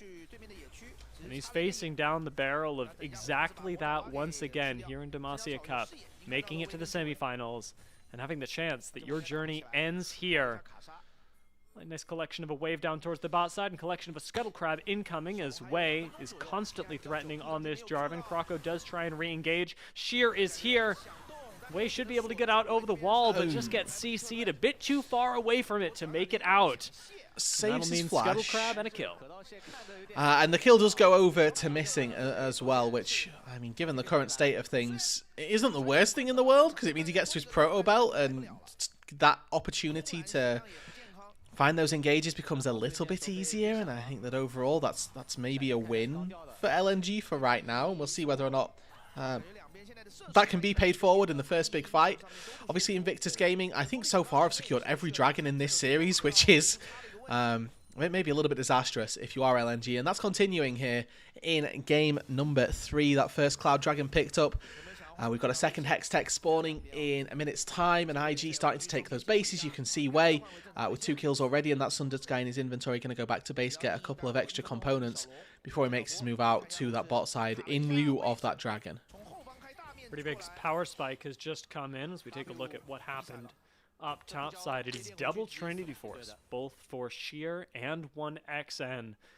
With, as you talked about, the dragon incoming in but a few seconds. You may see those Trinity Forces really put to use. Just creating a little bit of mid lane pressure right now, but 1xN does have the opportunity to pick up a few clutch team fights here. And I think one of the nice things about this game is that if it does end here, we at least won't walk away from the series going, well, what if they had given 1xN a carry? He's got one. This game is in 1xN's hands. Yeah, and in game 1 as well, he had Yunara, right? And he made it to 5 items, so the opportunity was there for 1xN, just unfortunately not quite able to see it over the line. And I think that game 1 is the one that is really going to sting for them, as now Dway forced to flash out, knowing that with the dragon up, keeping himself alive is of vital importance. He already has that redemption finished. Missing already has that proto belt finished. So Nico's full build, and we'll see whether or not Missing can find the engage. Dragon 3k HP. Rocco, waiting for it, goes over the wall and smites it away. LNG do steal the Hextech Dragon, and now IG seem to be on mixed pages. Some want to engage, some want to disengage. Wei, wanting to engage, gets caught up in the Pop Blossom of Missing. Does get assassinated by Photic. 1xN trying to finish off the kill on Renard, but Soboro and Photic seem unstoppable. The damage pouring out of these two is wild. Triple kill for Photic, and IG, they might not have gotten the dragon, but I don't mind. But they got one hell of a fight, dear. That's 5-4-2. That's incredible stuff. They will be more than happy with that. This is a composition that, again, we were thinking you're going to struggle at this stage in the game. Your late game is going to be great with a Kai'Sa and an Orianna, but right now, it might not be that easy, especially with the double Trinity forces being picked up by LNG. Those first item spikes were fully there. But LNG were just as split as IG, and importantly, look at the engage from Missing. He finds one knock-up, maybe a second on the backside, but importantly, who isn't it on? It's not on this Kai'Sa, who managed to go back to base finish off that Kraken, and was able to just free stack lethal tempo on the front line, then goes into the back lane and assassinates everybody, and then after the fight really ends, quickly picks off Sheer as well. There's just no focus from LNG. That recognition of we need to kill Photic, which they had in abundance in Game 1 and Game 2, is completely missing for this third. It's a situation that normally looks a lot scarier. IG were split up. They didn't really have a clear way to engage with backline backup, but it just did not seem to matter that fight. LNG now even further on the back foot, down 5,000 gold, nearly. And Photic comfortable walking up in the mid lane, IG fully in charge of this one. And this is another game, dear. It's another game where in terms of that late game scaling, you know, we look at the damage that's going to come through from LNG. Well, Corki's one of these two item monsters, Vi, Zehen, Galio, all again the same sort of pace.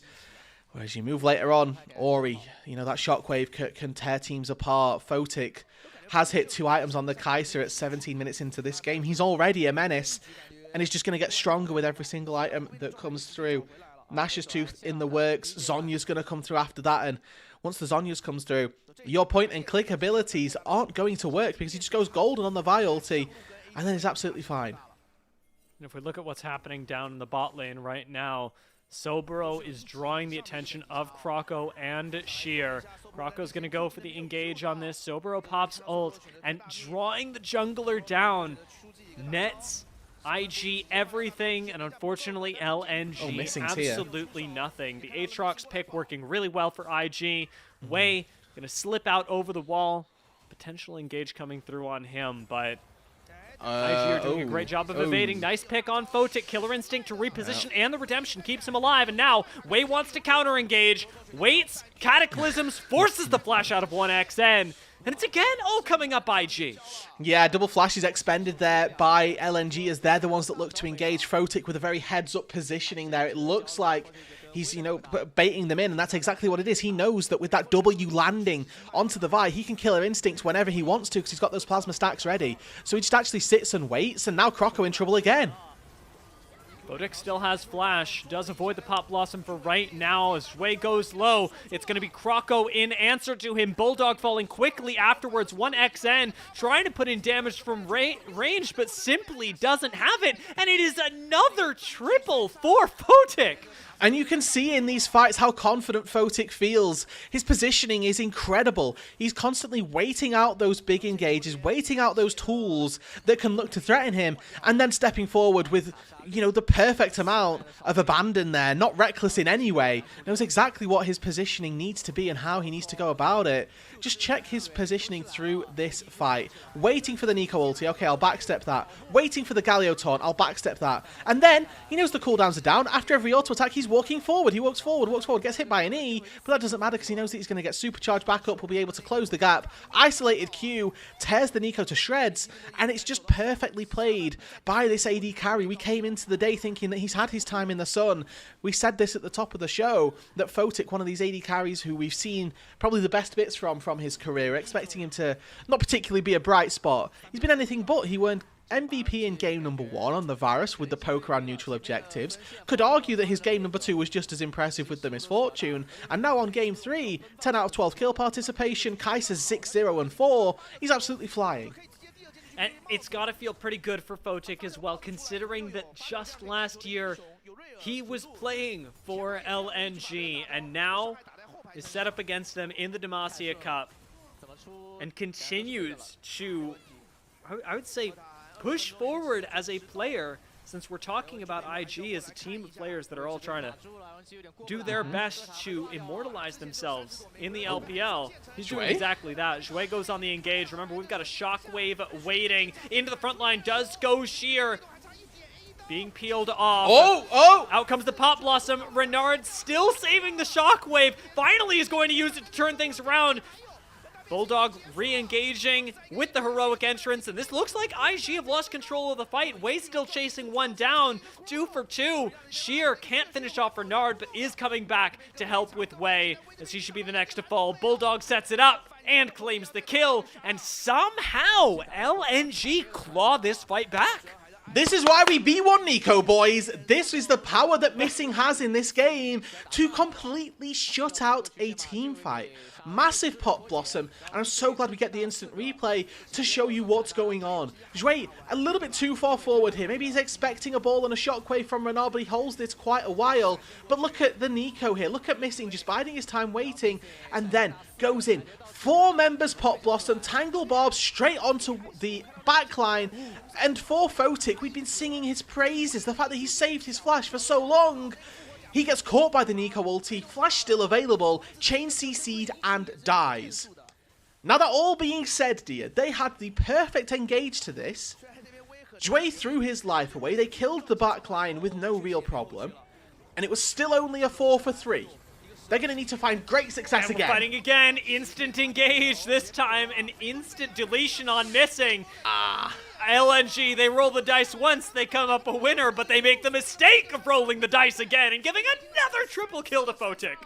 And that's just not what you need if you're LNG. The second you find just the smallest avenue back into the game, it's shades of game number 1, only the stakes this time are far, far higher. They lose this game and they are out of the Demacia Cup. They lose out on a big play on the mid lane. They try to herald in, using a little bit of that momentum almost to swing in their favour. Just didn't quite make it work, and Fotic once again able to come up, sweeps a 3-kill piece out of his back pocket. And let's talk about this for IG for just a second. Again, an organisation that in 2025 was disappointed with their results. They dropped some of their, bigger ticket players. They've still got a couple on the roster, but not nearly looking to make it almost as deep a run as we might have expected them to through 2025. This roster of, academy players, of people who have, struggled a little bit through the LPL last year in Fotic and Jouet. Look at that as Bulldog just dying off screen here. Fotic no ulti, snipes him out anyway.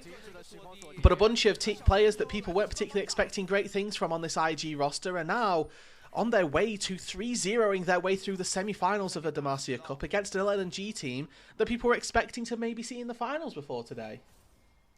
And as we said, moving up to finals, it is one way to make sure that player or team, people in the LPL, know your name. They will not forget it. Kroko trying to step a little too far forward. IG, they not only have his name this game, they've had his number on several occasions. Kroko, unfortunately on the Vi, just hasn't been able to get too much done. 1 in 5 this game, as IG are just playing their neutral game quite well right now, setting up a lot of forward vision, maintaining control of the map, waiting for the next objective, which is Baron in a minute, an Infernal Dragon coming up a few seconds after. For LNG, they're looking back and they're thinking, wow, well, it's a good thing we stole that dragon about 7 minutes ago here, because otherwise they'd be staring down a soul. They can afford to give this one up. Maybe on the break point of Rabadon's death cap being picked up, maybe once you've got the Last Whisper finished, you can maybe look to fight and take down Fotic. But again, the mission is simple. The job is clear what it is that LNG need to do, and it's take down the Kaiser. 10-1 and 4, but that is much easier said than done. We've now reached that stasis being available for Photic. He's got that stasis in his inventory, and I think Zhui here just kind of baiting them in a little bit. Doesn't take any damage from that. And Sheer caught out now. Thinking that the fight was going to happen, now has a fight happening on top of him. He will get deleted. Not even a res going to come in after that. Wayne knows that his team, large in charge, is ready to win. Missing does manage to walk things out, but LNG are pushed out of their own jungle. As much as they survive, you gotta watch Sheer go down and lose complete control of every objective on the map. Not just the Dragon, not just the Baron. Their own red buff is untouchable to them. Yeah, and Renard here still with that shockwave ready. You can see just posturing, feeling very happy that he can really zone out the rest of LNG. I will quickly highlight that we do need to keep our eye on Bulldog in these team fights. He did almost one-shot Photic on the backside of that. Yes, Photic still had Flash and Barrier available, but he could have got caught off guard by the CC chain that is open to the Galio. So it's not all completely Jova just yet for LNG, though it is, you know, looking very much like it, as Dre now finds Croco and Photic not too far away. Photic, unfortunately, no ball to finish that off, but Renard's got his back. Hey, dear, what time is it? Baron time, I hope? It's Baron time, yeah, exactly. They kill the jungler, snooping around a place on the map that he should not be, and actually that ends up losing out another massive neutral objective for LNG, one that they really ought to not have lost so frugally. And now Bulldog down on that bot side. Yeah, he can maybe one-shot a Kai'Sa, but an Aatrox is an entirely different beast. Yeah. Ooh, Pop Blossom, though. Nice little pick.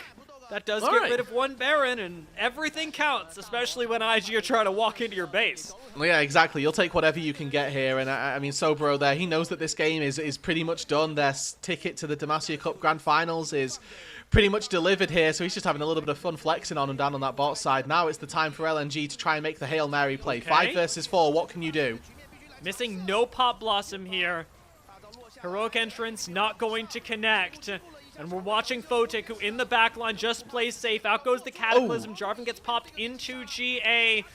Bulldog positioning on the front lines. Killer Instinct in for Photic. And he is 1v2ing in the backside. Assassination onto the head, onto Corki. This is all coming up Photic as he gets slammed by Bulldog for the kill. It is a triple kill, this time for Renard. But importantly, it is an ace for Invictus Gaming, who will take on these Nexus Towers, who will take out this series and move themselves one step closer to immortality in the Demacia Cup and the LPL.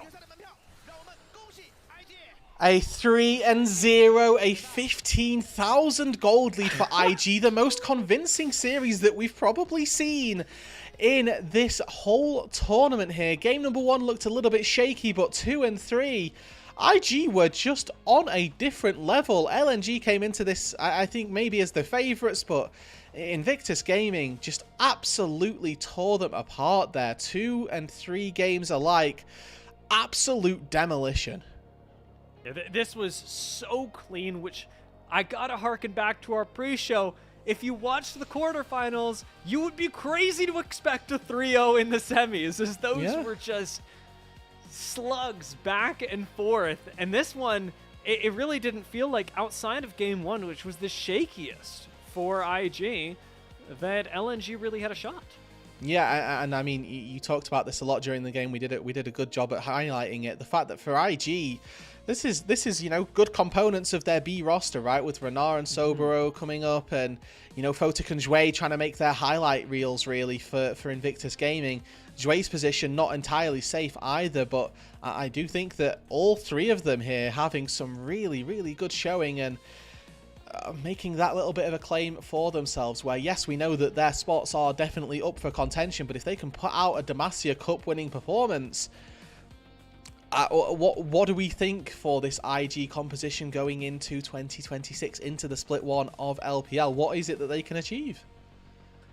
Honestly, if you get a Demacia Cup win, sky is the limit. Right now, we have guaranteed that they punch their ticket into the finals, and will be going up against the winner of LGD or JD, or LGD and JDG.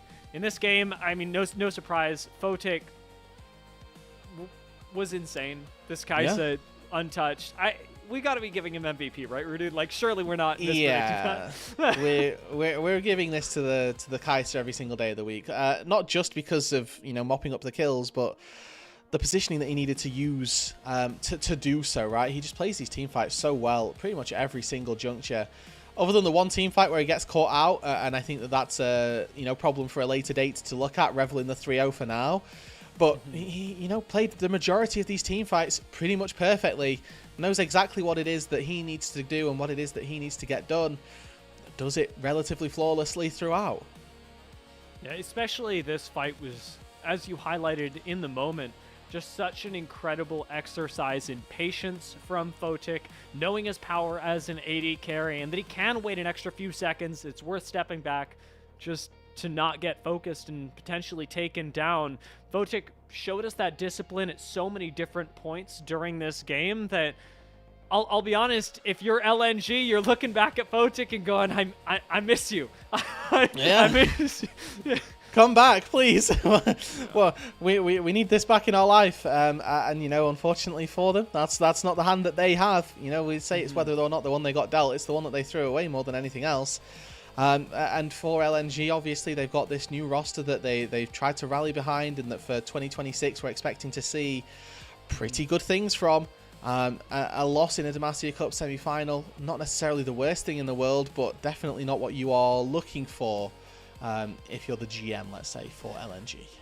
Yeah, losing here for LNG, it's not the end of the world, because at the end of the day, Demacia Cup is a bit of preseason. You've still got a lot of time to develop as a roster. You've got, of course, the whole LPL season, but especially for players who have been cobbled together onto this roster to try and save LNG and put them back up on top of the LPL, starting the year like this, having the first day of 2026 be the one that you fall in and fall short of the grand finals, does mean that you're likely going to have to wait for later in the season, and that can be a little bit rough for them. I'm glad we predicted this right, though, Renard. Fair enough. Yeah, it feels fitting. There's not really a conversation to be had around who it was that gets MVP for this game. This guy played incredibly. I mean, he gets 2 on the day, so really nice to see that Photic getting his credit on both our broadcasts, the LPL one as well. A very solid performance, really throughout this series, to be honest. Yeah, Photic was really fun to watch from game 1, minute 1, and continued to be so. I still really like the 1xN storyline. I'd love to see LNG try this look a little bit later, but at least against IG, it just seems like the macro, the pieces are all working really well together, and as we talked about, this sort of second roster for IG has got a good argument for making themselves a regular home in the LPL, especially having made it to grand finals in this way. Renard, that's one semifinals done. We've got another one tomorrow, LGD versus JDG. Yeah, let's take a look at this updated bracket then and see what our series end up looking like. Obviously, LGD versus JDG. Again, LGD maybe with one of the more cleaner series that we've seen as well, with that 3-0 up against the AL Academy boys. But JDG, no slouch either. Again, the LCP imports of Junjia and Hongqiu playing tomorrow. They've had a pretty good run through Demacia Cup so far. And then they get to play up against Invictus Gaming, a team who are coming off the back of an incredible 3-0. Yeah, this was a big confidence win for IG as well. A lot of momentum to carry in. We did talk about, however, LGD and JDG. They've both had really convincing series coming out of the quarterfinals, so it is a matchup you will not want to miss tomorrow, as these teams are both dominant. Which one is the unstoppable force? Which one is the immovable object? And can one change the other? That's the big question that will be answered tomorrow in the subsequent semifinal. Thank you all for joining us for some incredible games of Demacia Cup. These semifinals have been and promise to continue to be very exciting. Tomorrow our games will kick off at 1 a.m. Pacific, which is 4 a.m. Eastern, and for me it's 10 a.m. Oh, you're European. Yeah. I don't even know what time zone I'm in. It's been 9 a.m. British. There we go. Thank you all so much for joining in, and we look forward to seeing you tomorrow for the subsequent semifinals. Happy New Year!